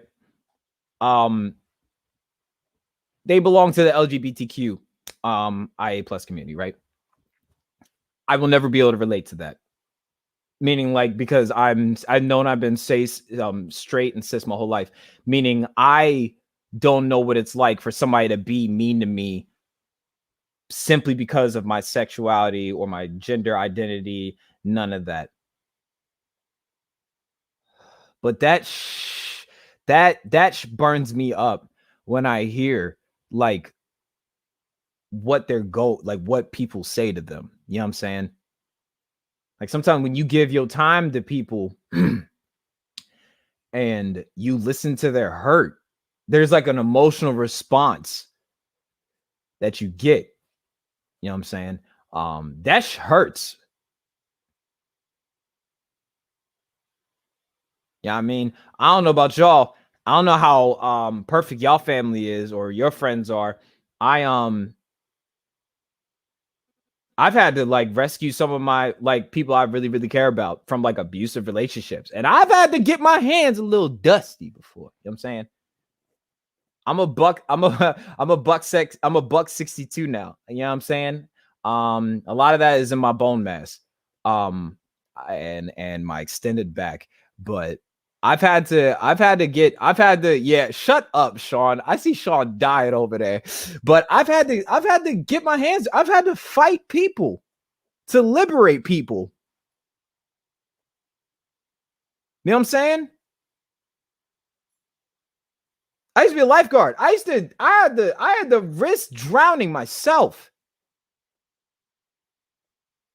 to save people from the very waters that they were immersed in that was about to kill them.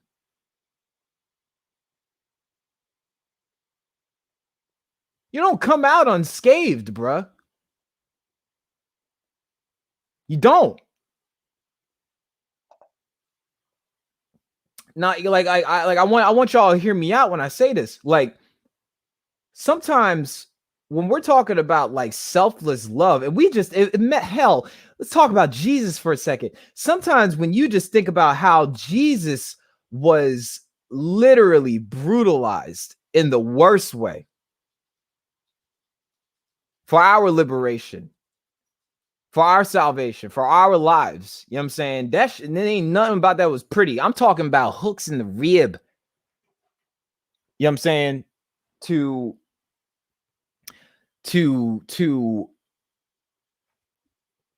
liberate us, to save us, to give us life.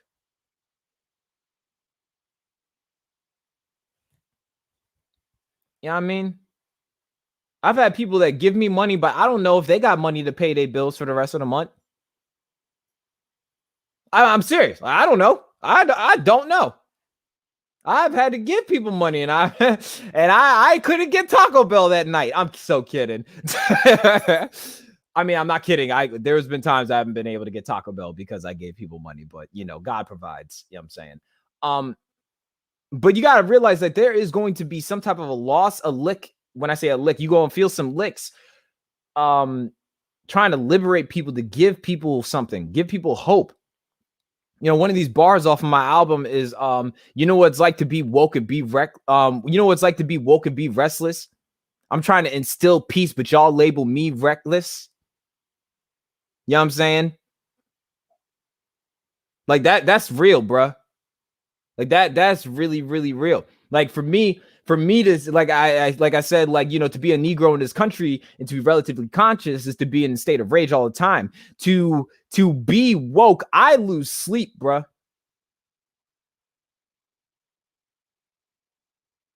To minister to some of the people I mentor and I love, and I say love, not like, you know what I'm saying? I love to minister to the people I love. I sat outside with somebody one day. I'm getting toe up from the flow up, and I'm skinty. So mosquito bites hit me in my spinal cord, but I'm getting bit up talking to somebody and telling them, hey man, I love you. And I don't mind telling you that 7 times when you need to hear it a 6th. You know what I'm saying?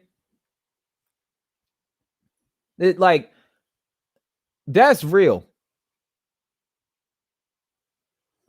And I know prosperity gospel is cool, bro, but sometimes when you give, man,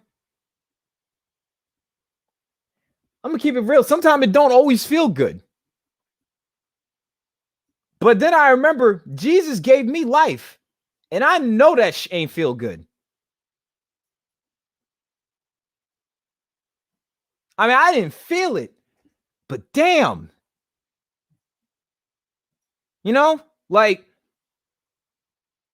That's real. This is why I say I'll say what the pastors won't say, because that's real, man. That's real. When we just talk about social justice on a individual to individual, an intimacy to an intimacy, a koinonia, a fellowship, a conversation, that's real, bruh.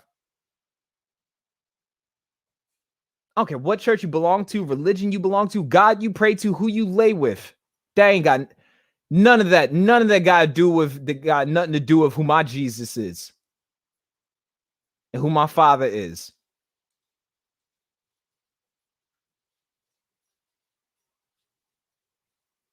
Because I took an oath. You heard me? Like, I took an oath. I'm not a doctor, but doctors don't get to pick and choose who they get to heal. If they are I said this at a rally one time, if they are if they're in a restaurant sitting with their booth thing and somebody's choking, dying, I mean, asphyxiating, I don't care if it was a Popeye's biscuit or not, and the doctor does nothing, that doctor can go to jail. I took an oath as a disciple. I'm not a Christian. As a disciple of Christ, I took an oath. You understand me? I took an oath that I'm going to be about my Father's business, or I need to stop saying I work for him.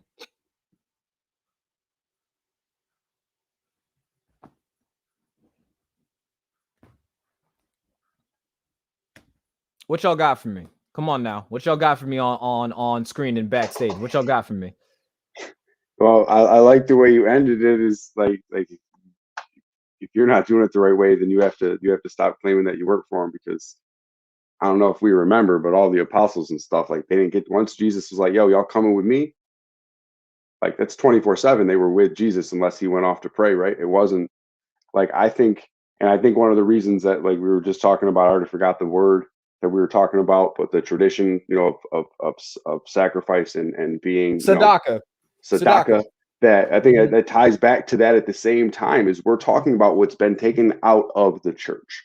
We're talking about what's been taken out of the Gospels. And I keep thinking back to the fact that the Bible was changed when we came over to America, when there was slave trade. They took a lot of things out of the Bible because they don't want us to look at each other as human beings, right? Like, Jesus's whole life, let's just be real. He was a radical Middle Eastern man. Like, he was a radical. His whole life, he sacrificed, like, even though, like, we know what his story was and we know eventually when he was crucified, but they could have turned against him at any time.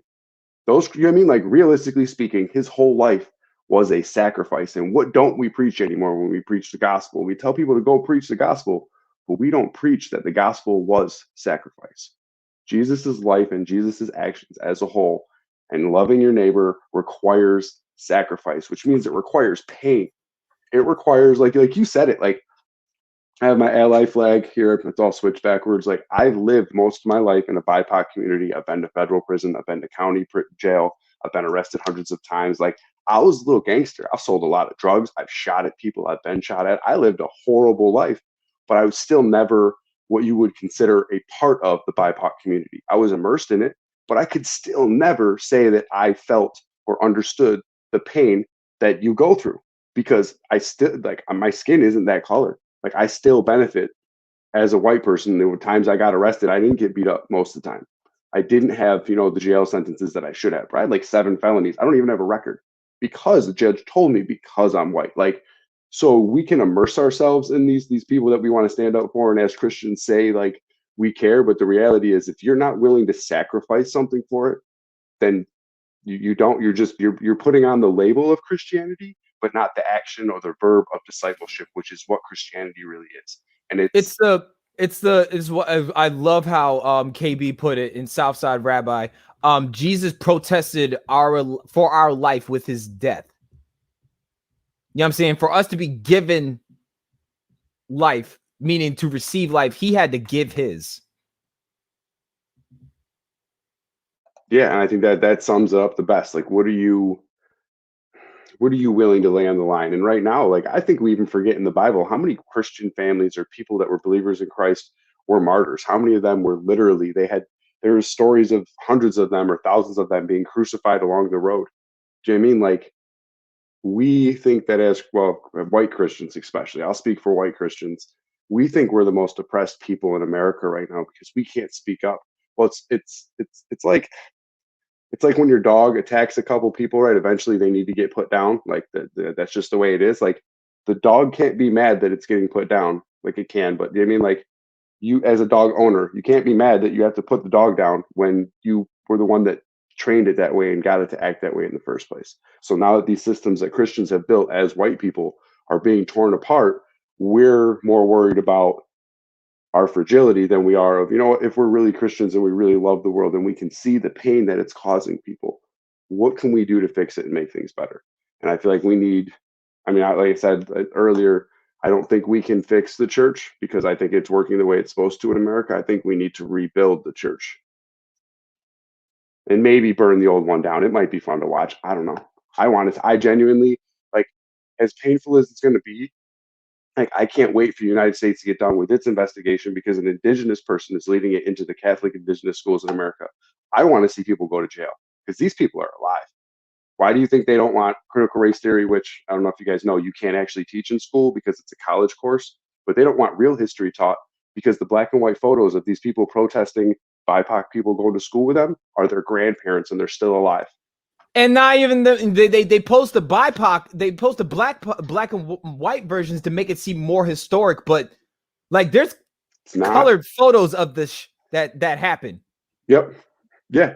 And their grandparents are the ones that are there and the people that are teachers and judges and stuff like that now. And I feel like I can't wait. I honestly, like I said, I feel like there's a reckoning coming for the church, the old church, and I think it needs to happen. Like, it's why I changed my name to Sean the Baptist. Like, in a way, someone gave me that name and I was like, all right, I like that because it's almost like, listen, like back in the day, John the Baptist preached that Jesus was coming and he was going to change, like he's going to change. He didn't say it in those words, but he's going to change the church. And I feel like the same thing is coming now. Like, maybe not like, oh, Jesus is coming back. Like, I don't want you, I'm not preaching no end time stuff, but I feel like the church itself is having an awakening where they're like, oh, listen, this ain't the way it is. This is not the way it was ever supposed to be. We're going back towards the Pharisees more than we are towards Jesus, and we need to go back towards Jesus. Yeah. It's funny. I had Sister Tori on it. That was a great interview, by the way. Y'all need to watch that one. Sister Tori Bay, she said, sometimes I think as Christians, we want a revival, but do we want to realize or have to acknowledge the fact that when this revival happens, we might be on the wrong side of it? We will be on the wrong side of it. It's almost guaranteed. Like, there's going to be, all right, as a white person, how many white people to see out there like, oh, y'all picking on me now, we're calling me colonizer, I can't handle this. Like, as a white person, I sit back and go, listen, whether I like it or not, the truth of the matter is, whether it's my Christianity, whether it's my ancestors, like regardless of my skin color, regardless of what it is, my people are already on the wrong side of history. Do I want to be on the right side of fixing it, or like, regardless of what that costs me? Because no matter what it costs me, like, this is just deep. If it costs me my life, I would rather. I got life insurance. My kids are going to get paid when I die. Like, I'm not rich man by any means at all, but they're going to be rich. But so like, if it genuinely costs me my life for other people to have a better life in the long run, I would much rather die that way than live knowing that other people are suffering and I just don't give a shit, because those are the only two options. You either try to help or you don't give a shit. There's no middle ground. The middle ground is you don't give a shit. That's it. So if it costs me my life, then I'm willing to do that regardless of what eternity brings for me. If loving gay people sends me to hell, then I'm going to be in hell with a lot of gay people. But I'm called to love. So that's the way it is.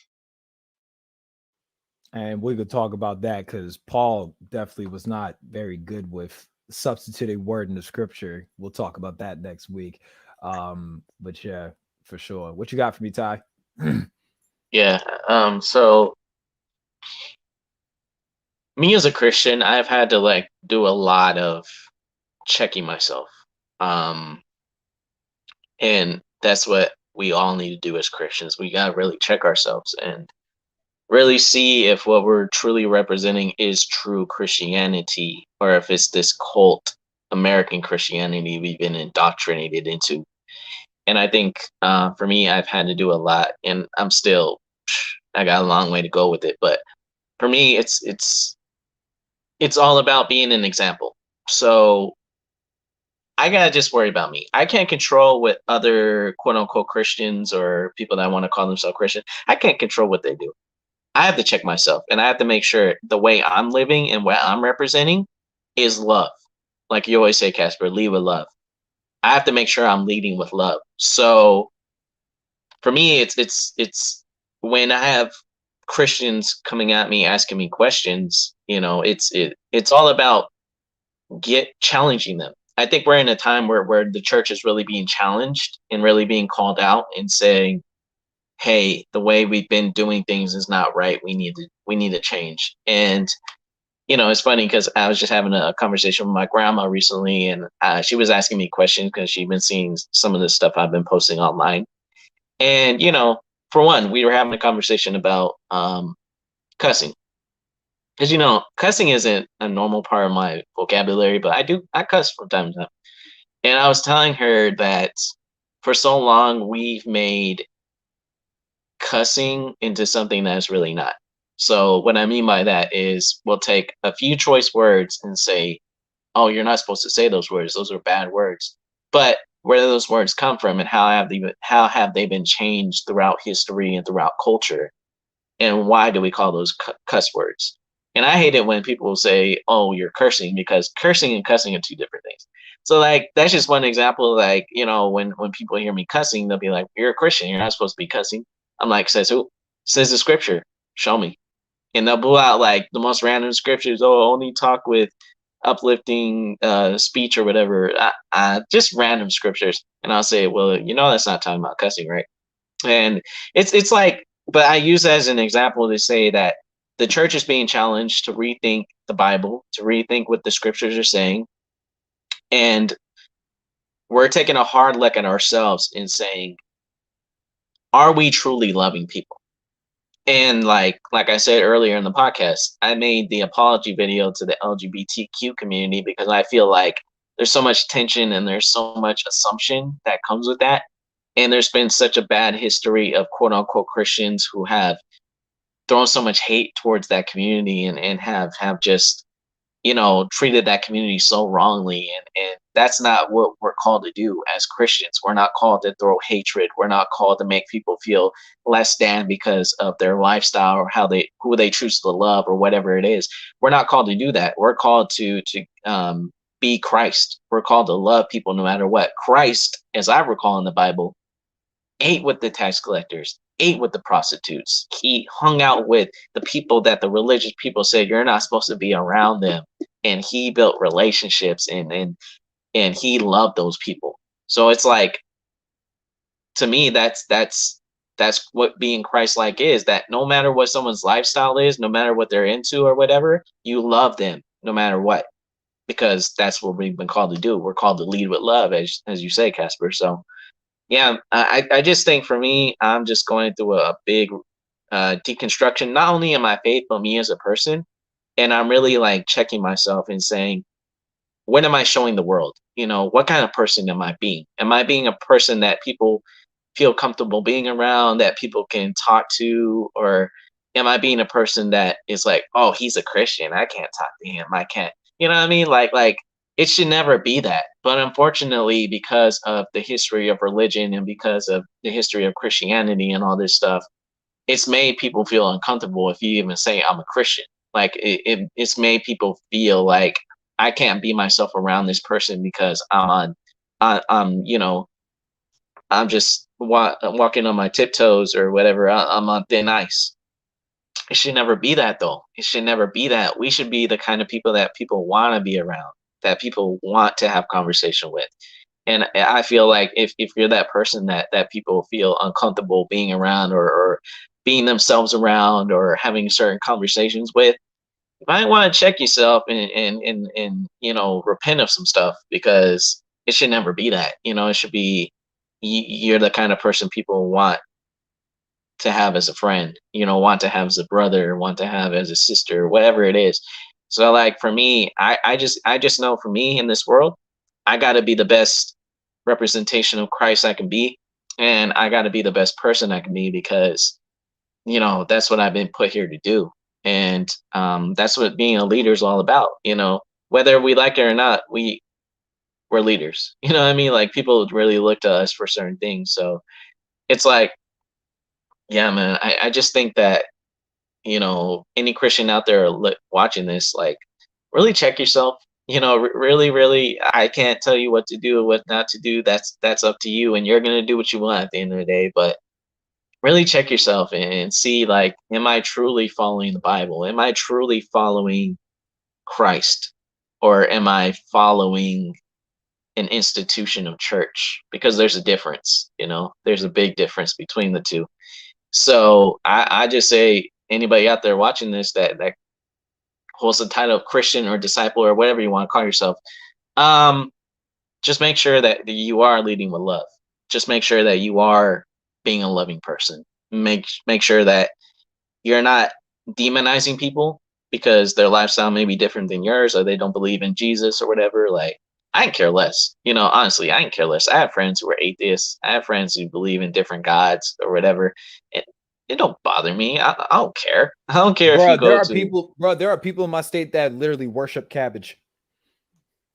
Hey, if that's what you want to believe, go for it. Hey, who am I to tell you? I ain't judging them. I just think I'm just wondering, does your God come with ranch too? Never mind. That's beside the point. I just but all in all, it's just we as Christians, and I can just speak from the Christian perspective, me being a Christian, being a disciple of Christ, check yourself. Really check yourself. And this is, I'm speaking to myself too, because there's still a lot of stuff I need to check myself on too. But check yourself and really make sure that you are being Christ. You are being the church. You are being what God has put us here to be. Amen. What you got for me, Auntie and Uncle? What y'all got for me in Newark? I like what Tyler said. I can't put it no better than what he just said. We're not called to hate, and I do think the church have taught many of us to dislike and prejudge a group. And by that, I mean, how many people we have pushed away. You know, we never gave them an opportunity to see what love looked like. They got a chance to see what hatred, prejudgment, over religious behavior looks like. You know, and I'm really referring to the LGBTQ community because we were taught to hate them. I'm just going to go out and say it. I went to 2 churches where we were taught to hate them because we figured that their sexuality was not just a total offense to the earth. What's his name from the 700 Club said that, oh, the Orlando shooting happened because God was displeased with you. Oh yeah, my God, that. really? I remember that bullshit, boy. Ooh. So then if that's the way his God operates, then the little children in Littleton, New Jersey, who got massacred, what did they do to be murdered? You see, this is why I can't walk back into a church building, and this is year one of me getting back into the Christian community Mm-hmm. because I was fed up with the behavior, the prejudgment, the teaching, the false teaching. And it's like, but wait a second, how is this Christ-like? You know, when I read the Bible, I don't read hate the LGBTQ people because of who they are. If I have hate for them, then I must well hate the drunk. Say that.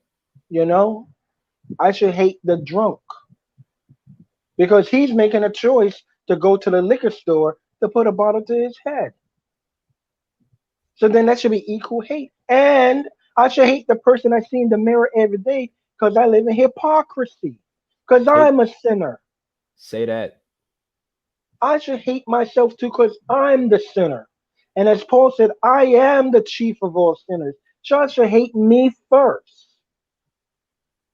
And that's why I am currently not to say destructing, but deconstructing and destroying all the things I've been taught so I could learn better. And as Tyler said, so I could be a better Rudy Moore to the world. Not just a better Christian, but a better Rudy Moore. One who listens without prejudgment.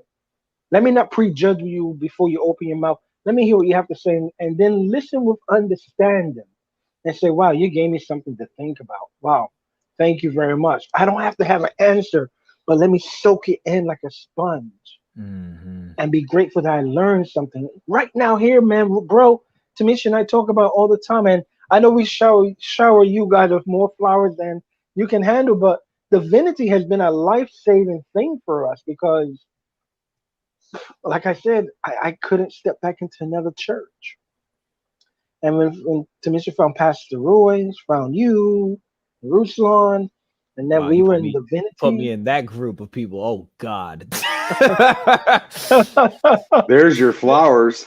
Oh, you know, my God. listen, I brought grabbed the whole doggone garden, but good Lord. I brought the whole shop, the whole flower shop to you, and the garden. And you know, it taught me, hey, deconstruct. And I'm taking my time to deconstruct. And I'm learning. No one can tell me how quickly I should deconstruct and then reconstruct. Because it took time to build the wrong kind of attitude in me. It's gonna take time to unbuild the wrong attitude and then build up the right attitude. So I'm grateful for this kind of conversation. These are conversations, man, I wish we had 20, 30 years ago, but it was so shunned upon. Like you were saying, oh, you're not a Christian no more. Wait, because I asked a question? Like we're putting hate, not just dislike or keep away from those people. Hate. Look at what the last presidential race was run on. Oh, the community and abortion. Two things to pick a president. Two issues. Never mind the president who was in the seat was a hateful person himself. But no, let's not talk about racism because we don't know what's in a person's heart. Hell, if he comes out of the water, do we tell him that he's dry or we tell him that he's wet? He's wet. He's wet. He's wet and dripping with sin. Just like I'm wet and dripping with sin. And I need a bigger towel than anyone else to get myself dry.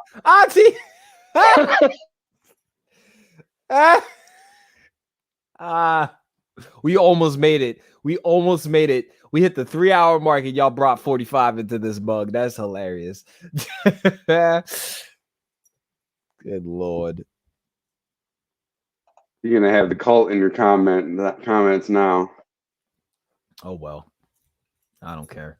You know what I'm saying? But it is sad. It's sad that like he brought up the election, but he's right. Like look at January 6th. Like I don't know if you guys have watched any of the cops' testimony yesterday at all, or today, whatever day it was. But like there was literally cops that were like, yeah, these like describing how they were watching Christian flags and like watching people use them to hit police officers.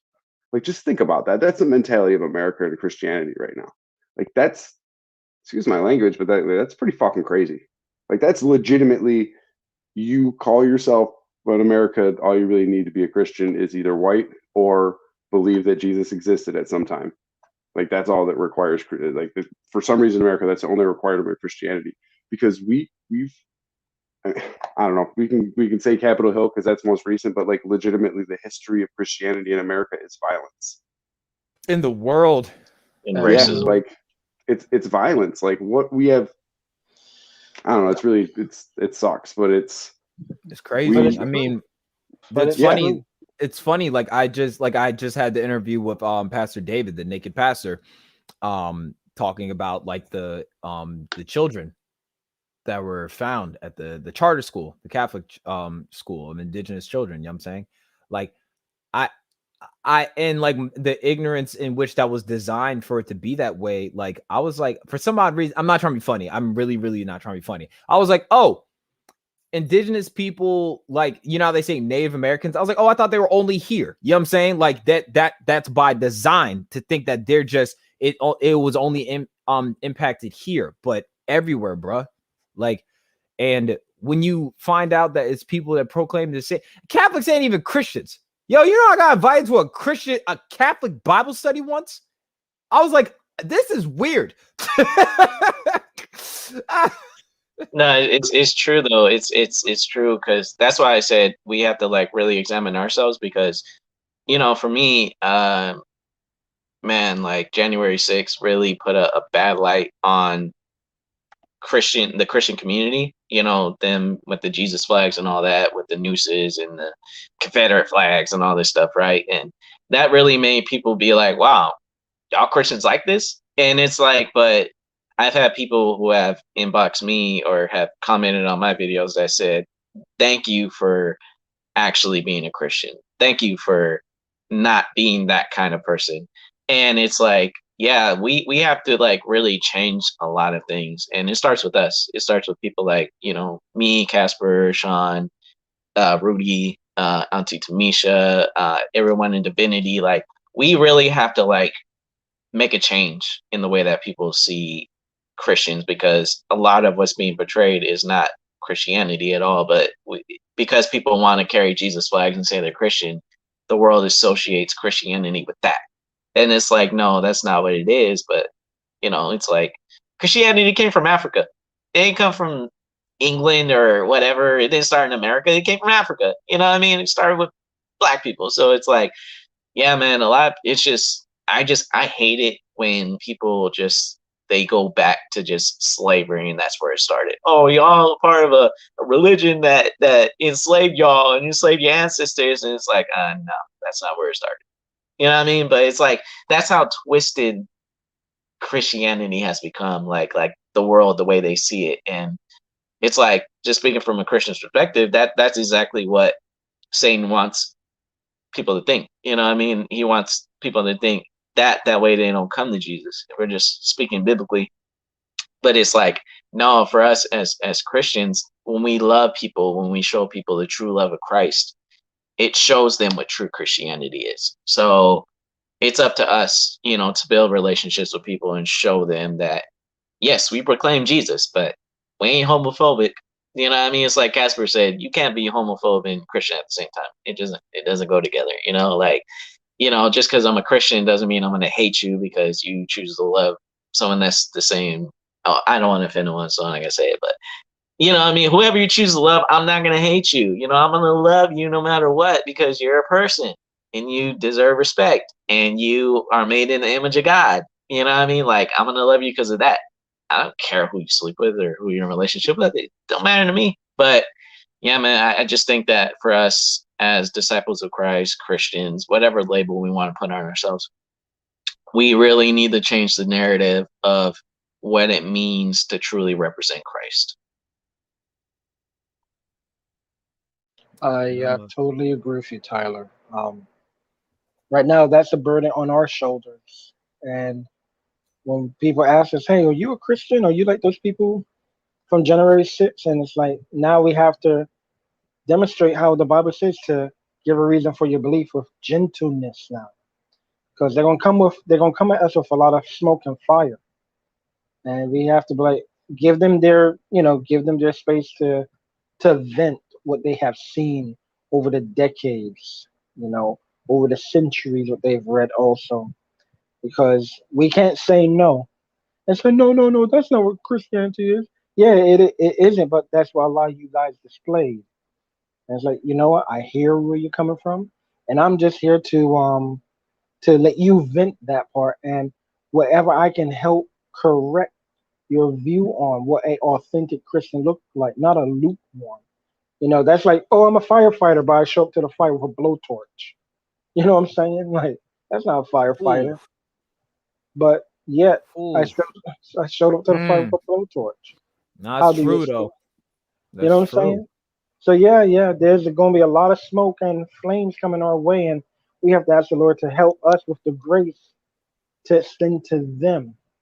Mm-hmm. Because look, I mean, all the damage has been done in such a short span of time, and it's like, how do you repair that? It's just one person at a time, and just asking the Lord to give you the grace to give to them as they vent, and hopefully by your demonstration of love, your demonstration of works, your demonstration of speech, you could win one or two to Christ.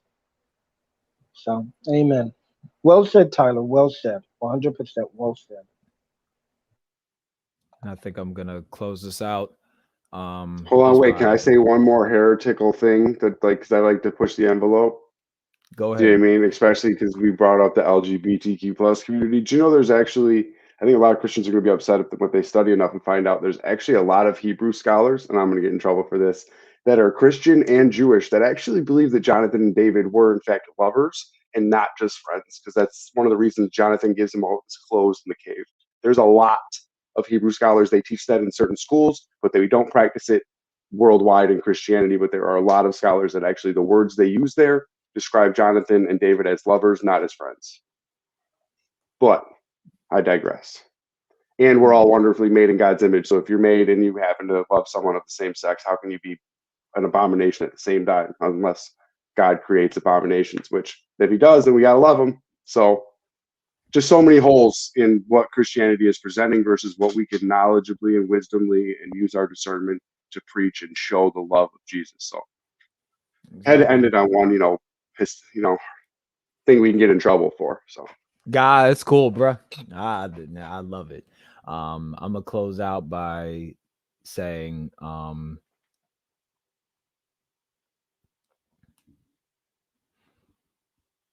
what are you waiting for? Like that's it. That's all it boils down to is what are you waiting for? Um and I want to double down, not double down, but kind of like going back to what Uncle Rudy was saying. We have to get to a place as Christians to not say that's not our history. It's part of our history, so therefore it's our history. We have to own it.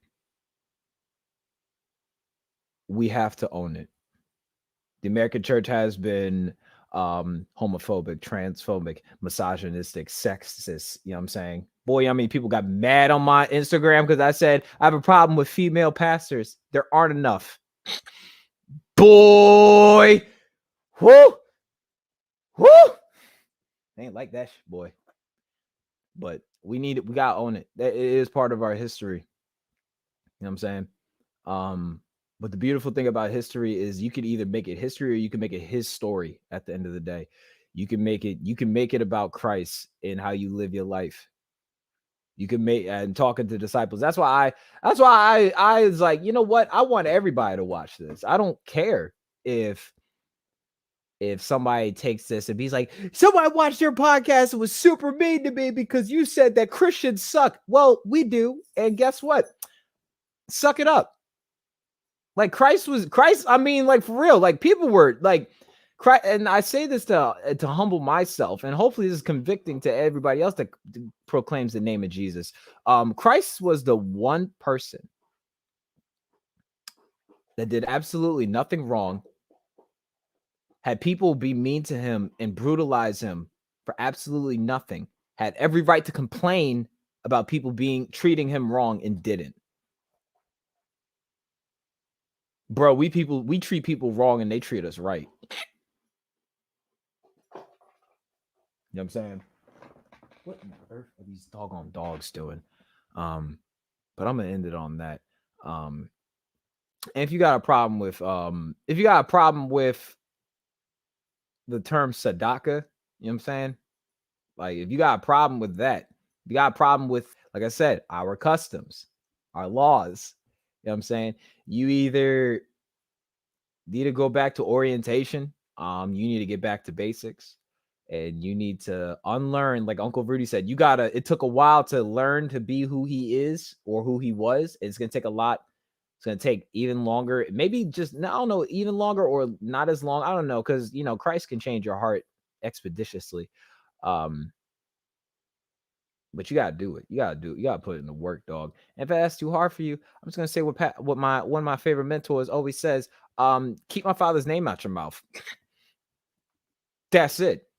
Like, if it's that hard, if it's that hard, you know what I'm saying?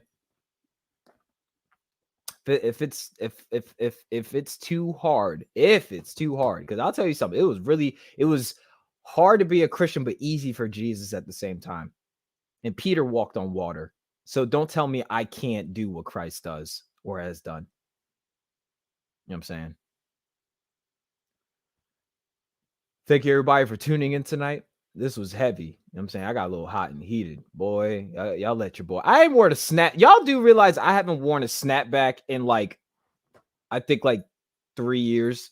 Boy, man, I might have to put some snapbacks on my site. I don't have any snapbacks on my site. I might have to put some snapbacks on ghostthreads.com. I might have to do that, boy. What you talk about? Yeah, I don't know. This thing. I'm gonna buy you and Tyler Nickelodeon gift cards. Ayo, you stupid as hell. It's in the Rocco's Modern Life shirt. You know what I'm saying? That is fire, though. But thank you, everybody, for tuning in tonight. Thank you for those that were being respectful. Thank you for those that were patient. And thank you for those, like I said, I want everybody to sit in. I don't want to call it services because I don't think I'm a pastor. I say what your pastor won't say. That's probably why I'm not. That's why I'm anti-church, I would say. But thank you, everybody, for tuning in. You don't even have to subscribe with my life, my moral compass that I chose. Like I said, I took an oath. You know what I'm saying? You don't got to rock with the oath I took to understand how I'm supposed to live my life. You know what I'm saying? Hold me accountable, bro. You know what I'm saying? And you know what? And maybe in a weird way, if you start reading the book I'm supposed to be reading, and you start telling me in a way I need to live my life and how it's been being impressionable on you. I don't know, bro. It might open up the door and the opportunity for me to witness to you. I mean, I'm a witness to you anyway, but you might want to have Bible study with me. You know what I'm saying? Who knows? But because you're going to ask questions, and it's okay because I still ask questions. So thank you, everybody, for tuning in tonight.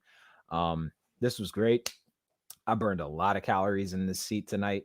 My back is throbbing, but the Lord gave me strength. That's why I'm kind of sweaty right now, like the oil and the sweat on my hand. Yeah, the dog almost killed me yesterday, bro. I was tripped over this dog.